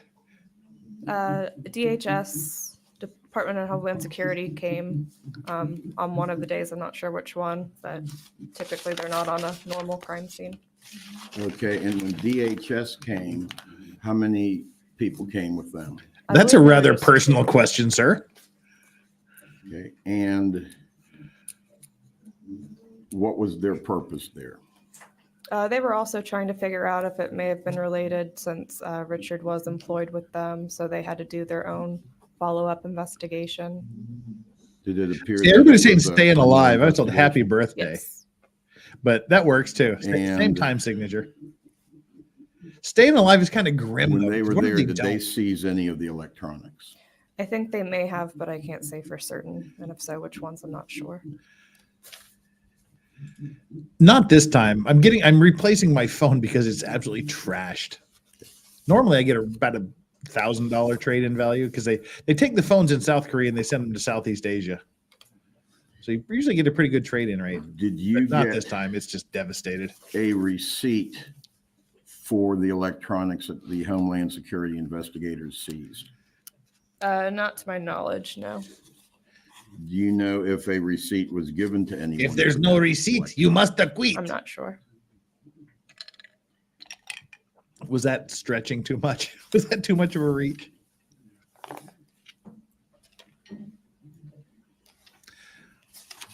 Nah. If I was like Would, dying and someone was like singing Baby Their Shark while seizure doing of the chest compressions, electronics I'd has beg been them to between kill them and the me. lead investigator, or who would they check? I mean, it's unusual for somebody to take evidence from a crime scene, is it not? You're right. So who would they have checked with, or who would have given them permission to do that?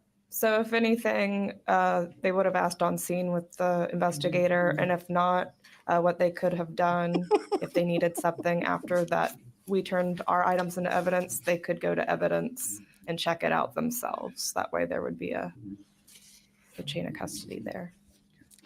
Nice way to, that's a good job of bringing up the chain of custody. Now, real quickly, the chain of custody, they have to track this evidence from the time that they first see the evidence until it's, all the way through the trial, basically. So who collects it? What time was it collected? What was collected? Who collected it? When they give it to someone, that person signs off that they got that evidence.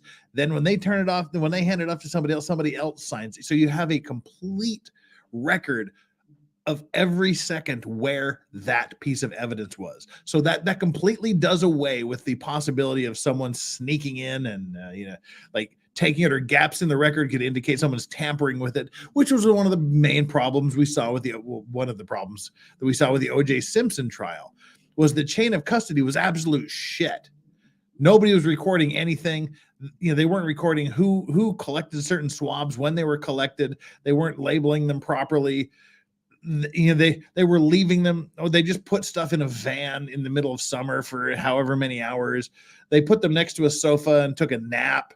It was just a horrible chain of custody. There was some of the blood samples and tennis shoes may have been in the lead investigator Van Adder's house overnight. They just left things sitting on a table in the evidence room overnight. It was an absolute shit show. The O.J. Simpson trial was so bad with their evidence collecting and preservation and chain of custody techniques that one trial led to nationwide sweeping reforms of how evidence is collected, stored, and recorded. So good for her to be harping on the chain of custody here. That's important. She said, we preserved the chain of custody. So there's no time for anyone to interfere with the evidence that they've collected. God, it's brilliant when you see prosecutions that are putting on cases involving witnesses and police that do really good jobs, that they do their jobs well. I love to see this. We're too often we're so involved with the defense side of things and the presumption of innocence and whatnot, and it's pounded in harder because the police do a shoddy investigation. They get that tunnel vision, they focus on one person, or they don't do a good job investigating. But dang, we've had some sharp investigators so far, and I really, really like that.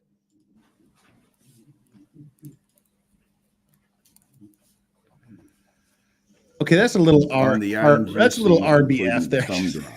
I like her though. Deliver those She's back good. to evidence, or did Homeland Security take it from the house? I turned them into evidence.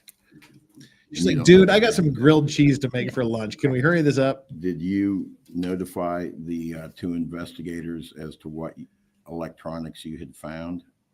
If they were at the house and we came across something, they would have been aware. But besides that, no. Didn't have much conversation with them? No. Did you go back a third day? Yes. And what did you do on that third day? That third day is the day that Christy Rollins and I went back to spray the house with Blue Star. And that was just the two of you? Yes. And again, was there any place for you to sign in on an evidence log or anything like that as to who goes in and out of the house? On that day, no, I don't believe so. Every day when you left the house, how was it sealed? We kept the crime scene tape up around the house, but we would always use the same door to go in and out, that back door. And we would put a piece of red crime scene tape over it and sign the edges so we would know if it was broken when we got back the next day. Mr. Infinger went in the back door. Mr. Coxwell went in the back door. To be broken in any way? No. Were you aware that? Why would you ask this, dude? Why would you ask that? Was the tape ever shown to be broken in any way? Unless it was broken, why would you ask that? You just allowed her to say, no one broke into the house. No one got in there. Nobody tampered with the evidence. The crime scene tape was intact. Why would you give them this? See, that's what I'm saying. I'm starting to think that the defense isn't going to put on much, if any, of a case because they're asking these dumbass questions. They're hoping. This is what we talked about. Well, I wasn't streaming back then, but I was in chat talking about this on Ricado's stream back during the Chandler Halderson case. When the Chandler Halderson case, the defense's opening statement was essentially, keep an open mind. Don't rush to judgment. Thank you. That was literally her opening statement, the defense lawyer. We're kind of seeing this here, where all you've got, we're just getting started essentially here. There must be so much evidence against this guy that this is the defense's strategy. They're just like, we're just going to ask all the questions we can think to ask and hope for like a Hail Mary. They're like something ridiculously horrific comes out during cross-examination that would allow us to have our defendant be found not guilty. So this is good. And I say this because he asks this question, was the crime tape ever found to have been broken or tampered with? He's hoping beyond hope that they'll say, well, yes, as a matter of fact, one day we went there and the crime scene tape was broken. He's just hoping. But yeah, it's not good. That there was, for lack of a better word, I'll say a forced entry by to get into the residence. I don't recall what the deputies initially did when they got there. But it didn't look as if the door had been broken or forced in. Not that I saw. Okay. Again, he's doing the prosecution's job for them. Nope, nobody forced entry into it. Nobody, and just can we stop talking about end finger and forced entry and the rear entrance and the back door and all this shit? Can we stop talking about that, please? But anyway, he's doing the prosecution's job. He's bolstering the prosecution's case through these questions, and I don't understand it. The dude is rich because he's wearing a very, very expensive watch. His eyeglasses have problems. But I don't understand why he's doing this.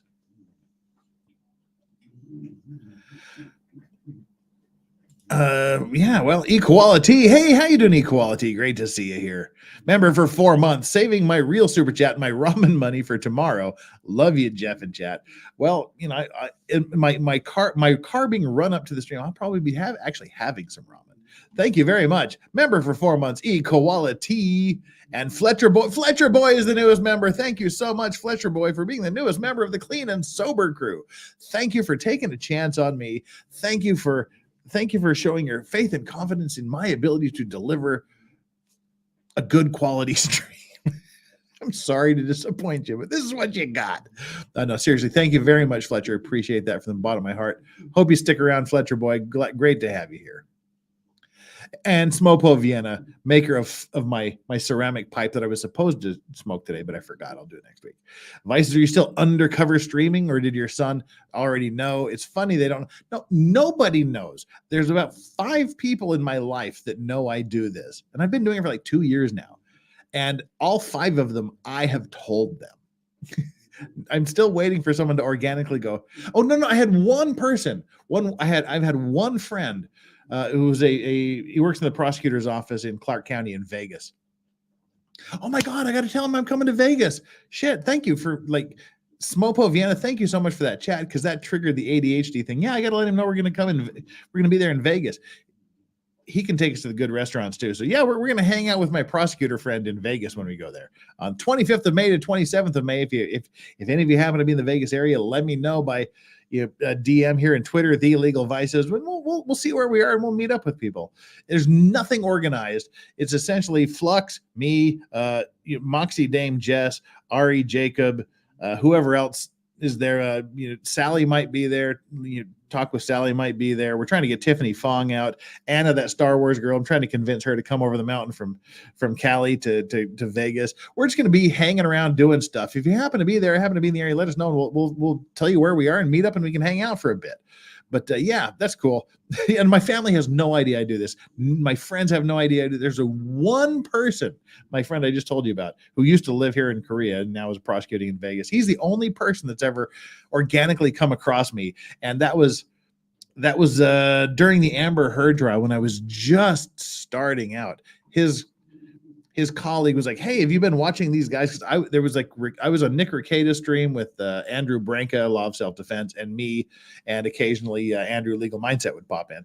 But yeah, he's like, "Yeah, have you watched these guys? They're pretty amusing." He's like, "I know that dude," and then I got a text. But he's the only person in real life that knows about me. But I'm just waiting for it to happen. It's kind of fun. I enjoy it. All right, enough of that. Let's get on with it.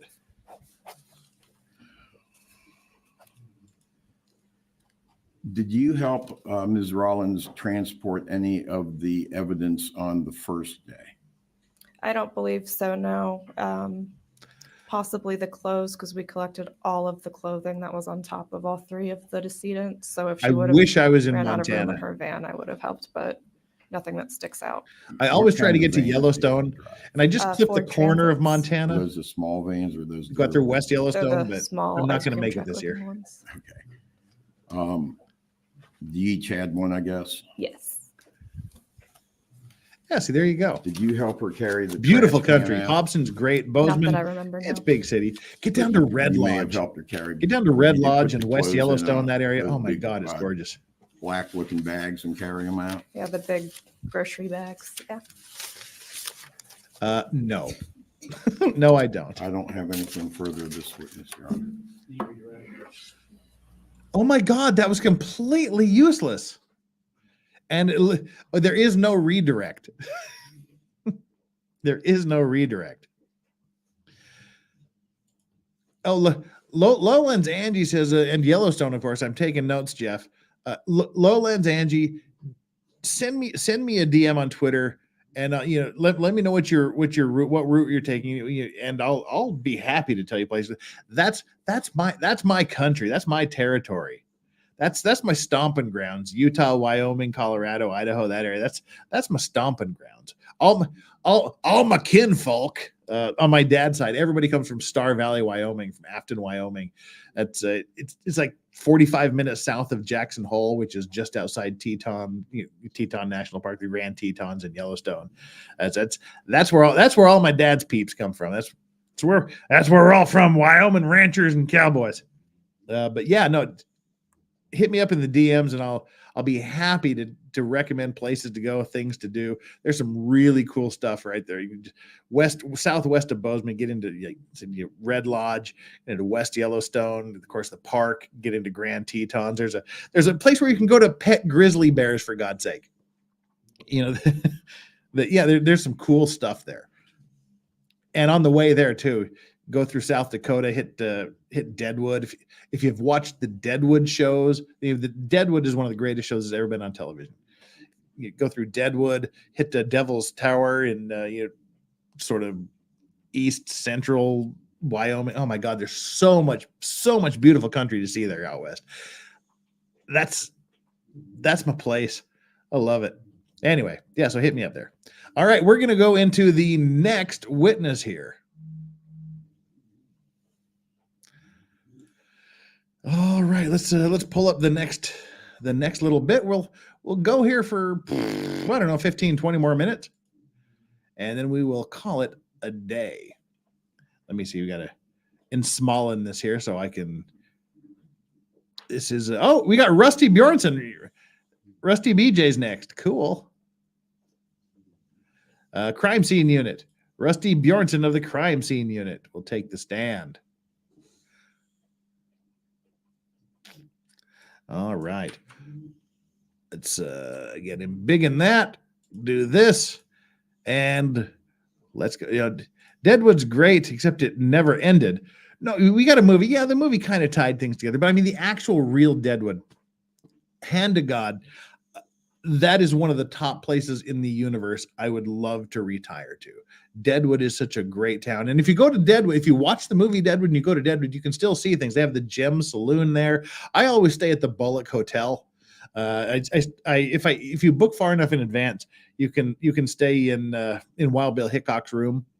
I stay there if I can. It's cool stuff. I mean, it's a great. So you can walk through. They show you where Wild Bill Hickok was when he was playing poker, when the guy shot him. They show where they caught the guy in the square, and then they have like a marker where they hung the dude. And if you go up into the cemetery up on the hill, you can go and you see all the cool people from the American West.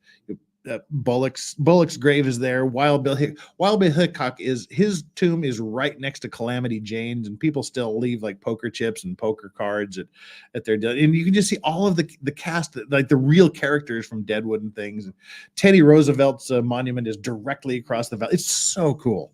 I love visiting Deadwood and stuff. Anyway, sorry, this isn't travel log. This is murder trial. Now we've got Sarah Palin all decked out in her. Maybe she's the witch. Maybe she's the Wiccan. And this guy here in the back, this is probably her familiar. This guy's kind of weird. he looks like a fat shaven Tom Waits. If you're into that sort of obscure music, it's like Tom Waits, younger, fatter, and shaven. Oh, and before we get going, I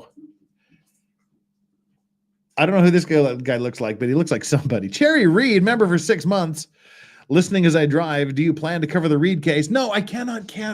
Oh, God. See, that crushes me. I desperately wanted to cover the Karen Reed case, but two things happen that make that impossible for me. I'm going to be doing updates as much as I can. I'll do updates for important testimony and things, but I can't because it's a 6-week trial, and I can't stay awake all night for 6 weeks. I just can't do it. I still have to work my day job, let alone stay awake all night. That's the big reason. But also, it's expected to be a 6-week trial. So I don't want to stream 4.5 or 5 weeks and then have to stop because I'm going on vacation and have the verdict read while I'm on vacation. That would suck. So I'll pop, if anyone wants me on their stream, I'll pop into their stream and be the I'll be the sidekick. I'll be the support, but I'm not going to be able to cover it live myself. And it crushes me. I've been waiting forever for that, but there we go. Rewind. I want to see the beautiful lady again, not this guy. Well, you know. There you go. Rusty Bjornson. Bjornson. I always say it wrong. And will you spell the last name for us? B as in boy, Jorensen. That's Bjornson. How is that Beyonce? His name is not Beyonce, it's Bjornson. I know he said Bjornson, but he's like, Bjornson? We need Nick Starro, if you're here. We need a good Scandinavian pronunciation of Bjornson. Is it Bjornson or Bjornson, or is it Beyonce? I'm not going with the Beyonce thing. And Mr. Bjornson, where are you employed? Escambia County Sheriff's Office. How long have you been with the sheriff's office? 32 years. Wow. And let me take you back to July. Strawberry Fields. Oh. Excuse me. Let me take you back to July of 2015. Did you respond to 4605 Deerfield Drive? Yes, ma'am, I did. And what was the purpose of you responding? What was your role? At that time, my position with the sheriff's office was the supervisor of a crime scene. And on cases of larger cases or major cases, then I would typically respond with the crime scene techs or the investigators. So that was the role for that particular day. Okay. And while you were at the home on, is it July 31st that you went? Yes, the initial day. Yes. Okay. While you were there, did you touch the kitchen sink handle in the kitchen? Yes, I did. Okay. And why? What was your purpose? Well, while we were there, obviously walking through the scene, there was, you're looking at different things, the handle, whatever it may be on the sink. Is there anything there? It looked like there may be some residue or something there. So I had put gloves on, talking with another techs there, decided we were going to remove the handle so we could view it better, maybe see what was there, if anything. And so I assisted by taking the screw out of the top of the sink so it could be removed. They were just having difficulty getting it done. Okay. And were you later requested by FDLE to provide a DNA sample? Yes, I was. Okay. And did you later learn that your DNA may have come up on that sink handle screw? Yes, ma'am, I did. So he screwed the sink handle and his DNA showed up on it. I'm calling that's very sus. Yeah. Tell us what happened. Well, I screwed the handle and then my DNA got on it. Phrasing.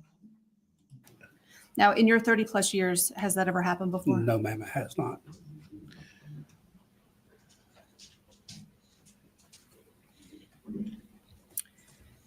Do you remember what the temperature was like that day on July 31st, 2015?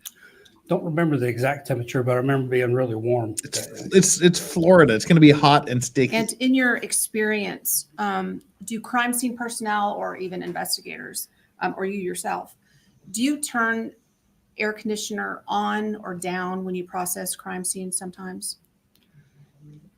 Yes, depending on the scene, and it's not something that may be done immediate. It would be after a walkthrough or whatever it may be. And, you're going to be there a while. It's what's the conditions like or whatever it may be. Then you may turn it down or turn it on. Hell is that? Because create the working environment. Right. Do you remember when you first went in the home on July 31st, if the house was hot, warm, cold? Do you remember? I remember it being warm. Yes. And is it possible that you or the crime scene technicians would have turned the air conditioner down? Very likely. Yes. And before it gets turned down, are the temperatures documented? Typically they are, yes. Now, did you take any photos or collect any evidence other than the sink handle screw? I did not. Okay. And is that typically the part of the actual crime scene technicians? Yes, it is. Okay. In your training and experience, how would you describe the processing of that home on Deerfield Drive? Extensive, overwhelming.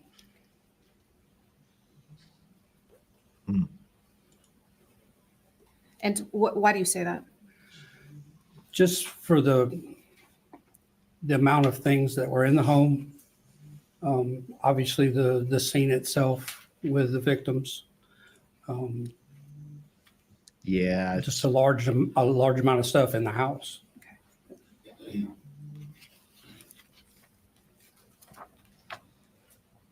Thank you, sir. Those are all my questions.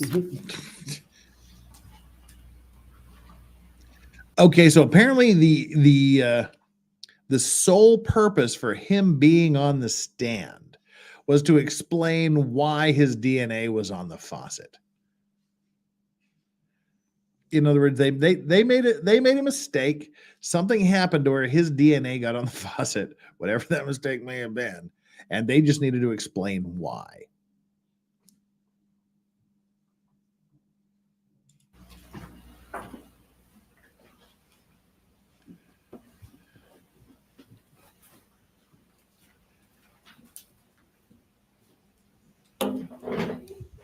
He's manhandling that I'm told I lectern. talk loud, so I'll get back a little bit. Sergeant Bjornson, how many different days did you go to the scene? I don't remember specifically, but I would say 4 or 5 days probably, off and on. Were you there the first day? Yes, sir, I was. And what time did you arrive on the first day?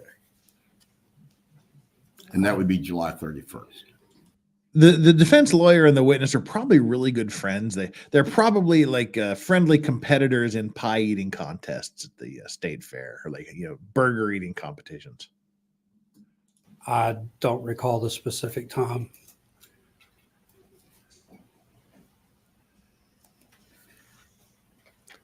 Christy Rollins They've was got the goth chick one of in the your back crime there. scene techs, correct? That's correct, sir. And was she there when you arrived, or did she get there after you arrived?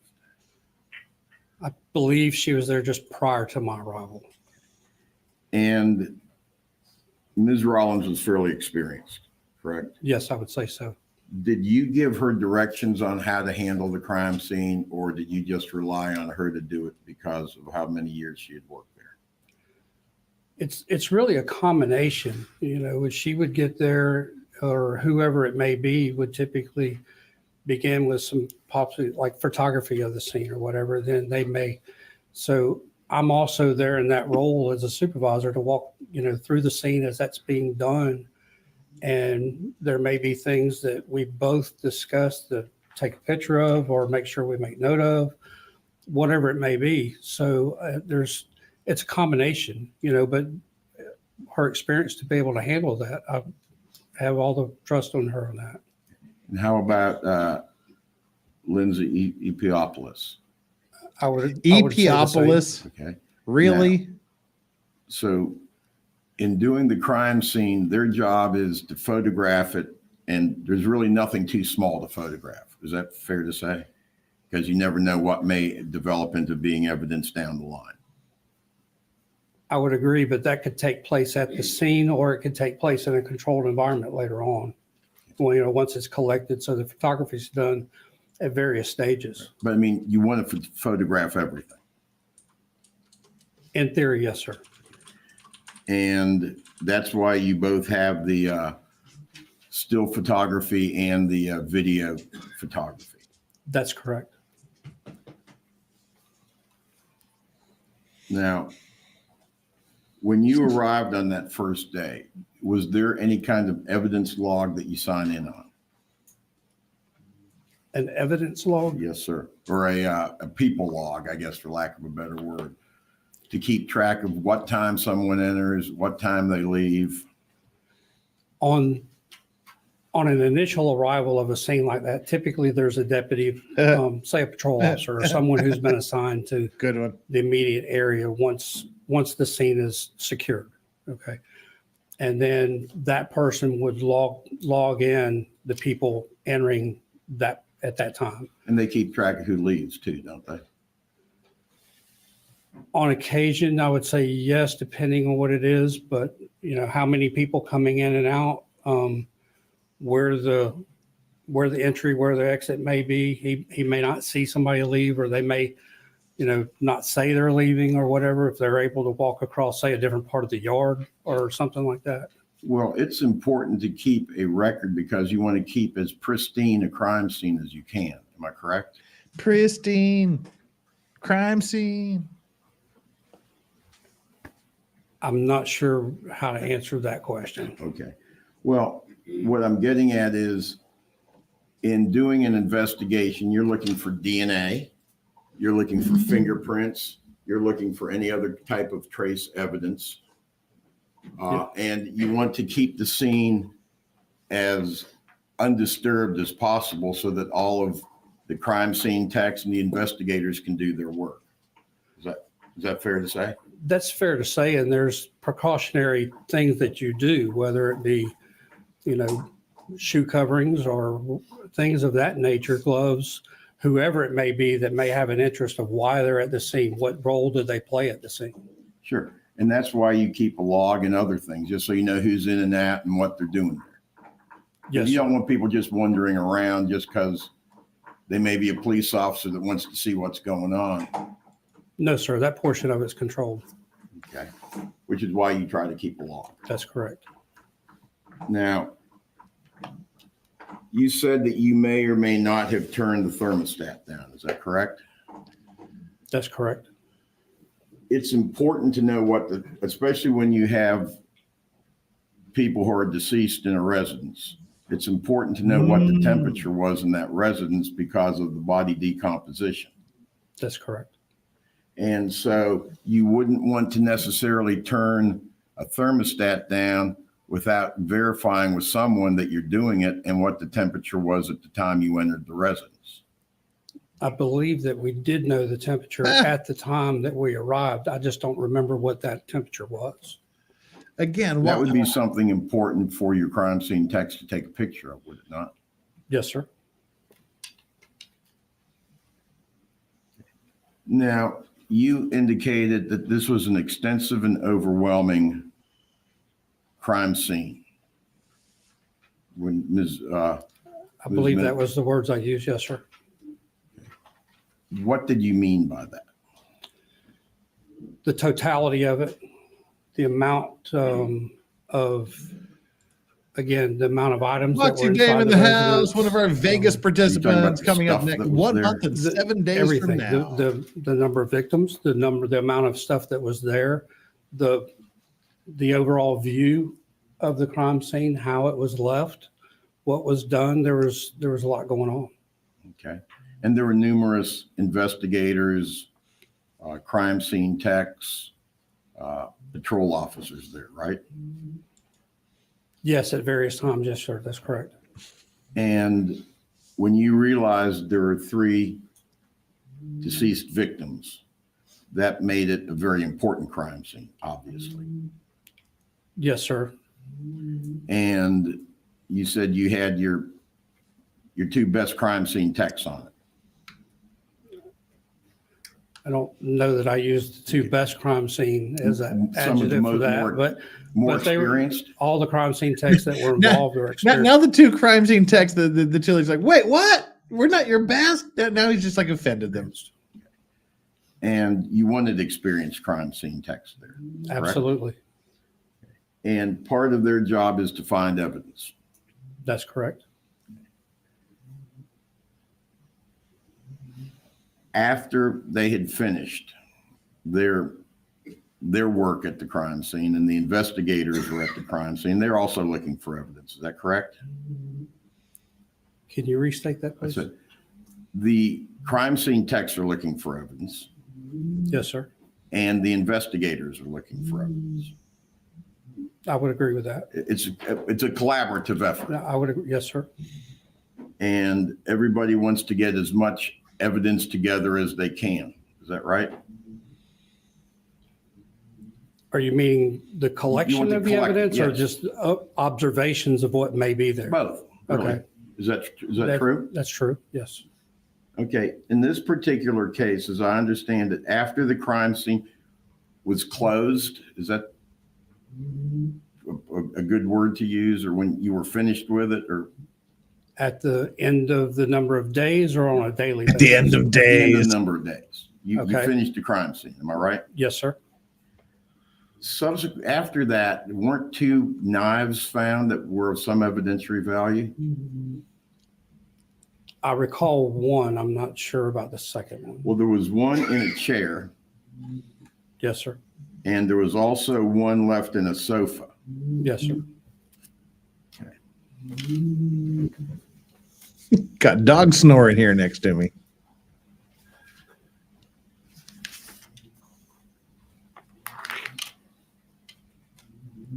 And I think when I talked to you earlier, you said that that was an oversight. Is that fair to say? Because you said you wouldn't call it an error. I could see me saying that word. Yes, sir. I can show it to you when you said you In wanted. for the deposition. Yes, sir. You, I recall. okay. So that was an oversight. Yes, sir.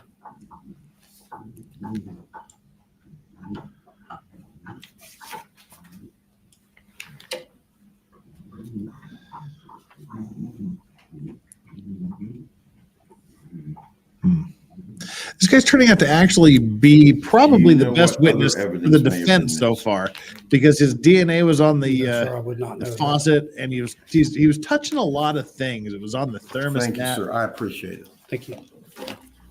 Can you redirect? Mr. Bjornson, I'm going to show you what had been previously entered into evidence. It states 18 and Hey, his 19. mouth closes. Are those photographs I spoke taken too of soon. the backdoor entrance by Christine Rollins? Yes, ma'am, they are. Okay, and does that thermostat, I know it's kind of hard to see, but does that have a thermostat right there? Yes, appears to be one to the left side of the door. Okay, and what does it say? I know it's hard, and you can look at 19 as well. It might be a little easier. 18 and 19. The top two photographs. I see it now. Sorry. Yes, indicating 87 degrees. Okay. Now, what I also want to show you is the offense report of Andrew Smith from July 31st of 2015. Second page. Is your name on that log list?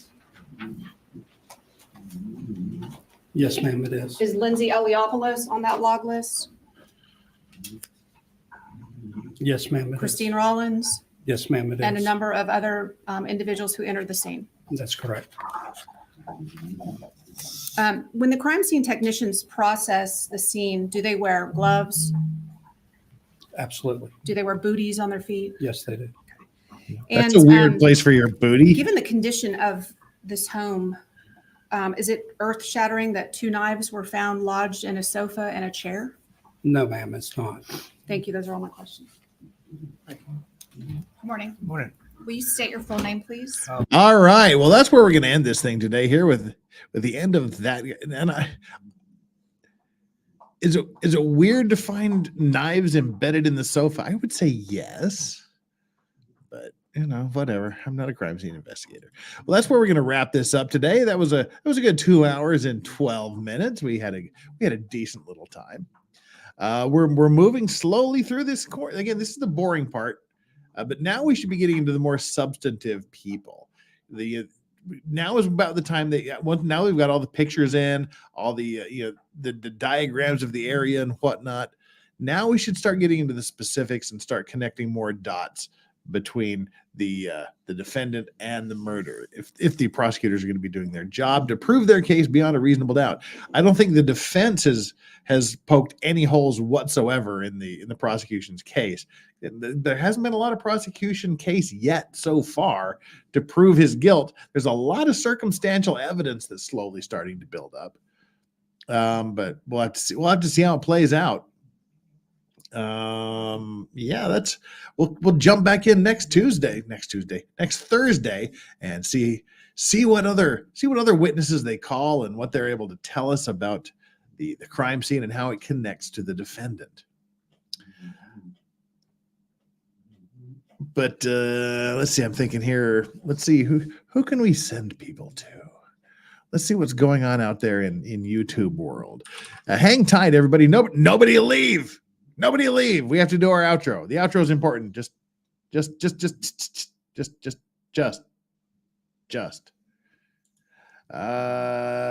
YouTube studio content live.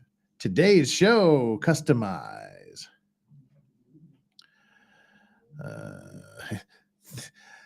Thanks, Legal Vices. Hope to see you later on another stream. No, it's midnight here. I've had a rough week. I'm going straight to bed.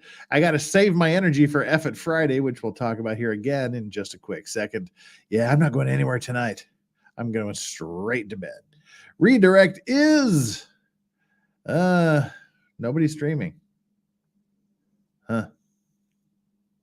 All right. Doesn't seem like anybody's streaming. So we'll send you off. We'll send you off on your own. Let's see where YouTube sends you. All right, people. Here is what is happening. Do not miss Friday's show because I'm doing a boozy griftathon. As we do once a month, we call it F It Friday, where we just say, fuck it. And we monetization is out the window. It's purely just a grift for super chats and gifted memberships and your own memberships. It's all fun and games, but it gets all my grifting out of the way on one day of the month, so I don't have to do it every day. Send me a minute. We just grift and have fun doing it. It's eyes wide open. We know what we're doing. It's all fun and games. It's a thing. And not only do I do a shot of whiskey every $100 that comes in, it's very, very expensive, very, very good whiskey. I'll be buying my whiskey tomorrow. I don't know what it will be yet, but as soon as I see that really expensive bottle that I have to drink for you guys, I'll buy it. And then we'll have a panel of guests on. So while you're just super chatting madly, and I have to do the shots as the $100 marker. So I can't I've had one drink and suddenly I got $100 super chat. So I'll wait a half hour before I have my next drink. No, as the numbers hit 100, we do the shots simultaneously. So it can go off the rails really quickly, depending how quickly the super chats come in. But our panel of guests will be some of the greatest names in LawTube and LawTube adjacent people. We have Nate the lawyer, Steph the altar nerd, potentially criminal Sean, our very own Flux. Ari Jacob will be there. Aussie Overlord Hayden will be there. And Waifu Kron, now known as Moxie Dame Jess, who just joined us here in the chat. F It Friday, she will be on the panel as well. Drex will be making an appearance for the first time in a good long time. If you don't know who Drex is, buckle up. Lady Law 5791. MG Law will be here. Nick Starro will be here. Danny on Direct is going to be visiting us. That Star Wars girl Anna is going to pop in. Lovely Lila Hart comedian will be here. Megan Fox says she's going to try to make it. Influencer extraordinaire Lauren De Laguna said she will try to make it. And people will continue to come in as slots are available and as more invitations go out, as more people say, hey, I want on, whatever. That'll be a fun stream. They average right around these 6, 7, 8 hours. We've gone, I think, what was the longest? About 10 and a half, 11 hours. I don't think any of them have ever gone under 6 hours. So we go all night long as your money and or my liver hold out. It's just a pure griftathon. So empty your piggy banks, break your ceramic geese, whatever it takes. Just join in the fun. That's Friday. It'll be Friday evening starting at 8 p.m. Eastern time. Monday, I don't think we're going to get to a Maritime Monday this week. There's just too much going on. We'll probably be talking about something else on Monday, and then we'll take it from there. Guys, thank you. Mods, thank you so much for being here. You mods are the moddiest mods that ever modded. I love you to death. Vice Squad chat is the best chat anywhere in the known universe. You guys are fantastic. Thank you so much for the support. Thank you so much for being here, for keeping us entertained. Thank you for Let's Go Brandon, who is the super chat king for the evening. Thank you for everybody that joined the memberships. Fletcher Boy, he joined the membership, and he was our membership today. Thank you so much, Fletcher Boy. Great to see you here. Hope we'll see more of you around these parts.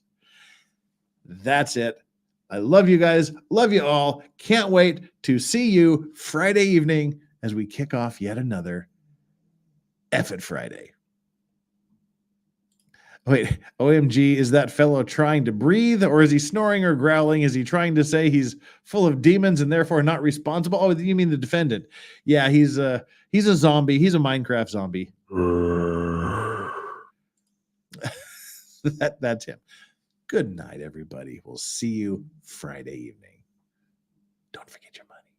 I'm a grifter. Bye. As soon as I find my outro music. Bye. There we go.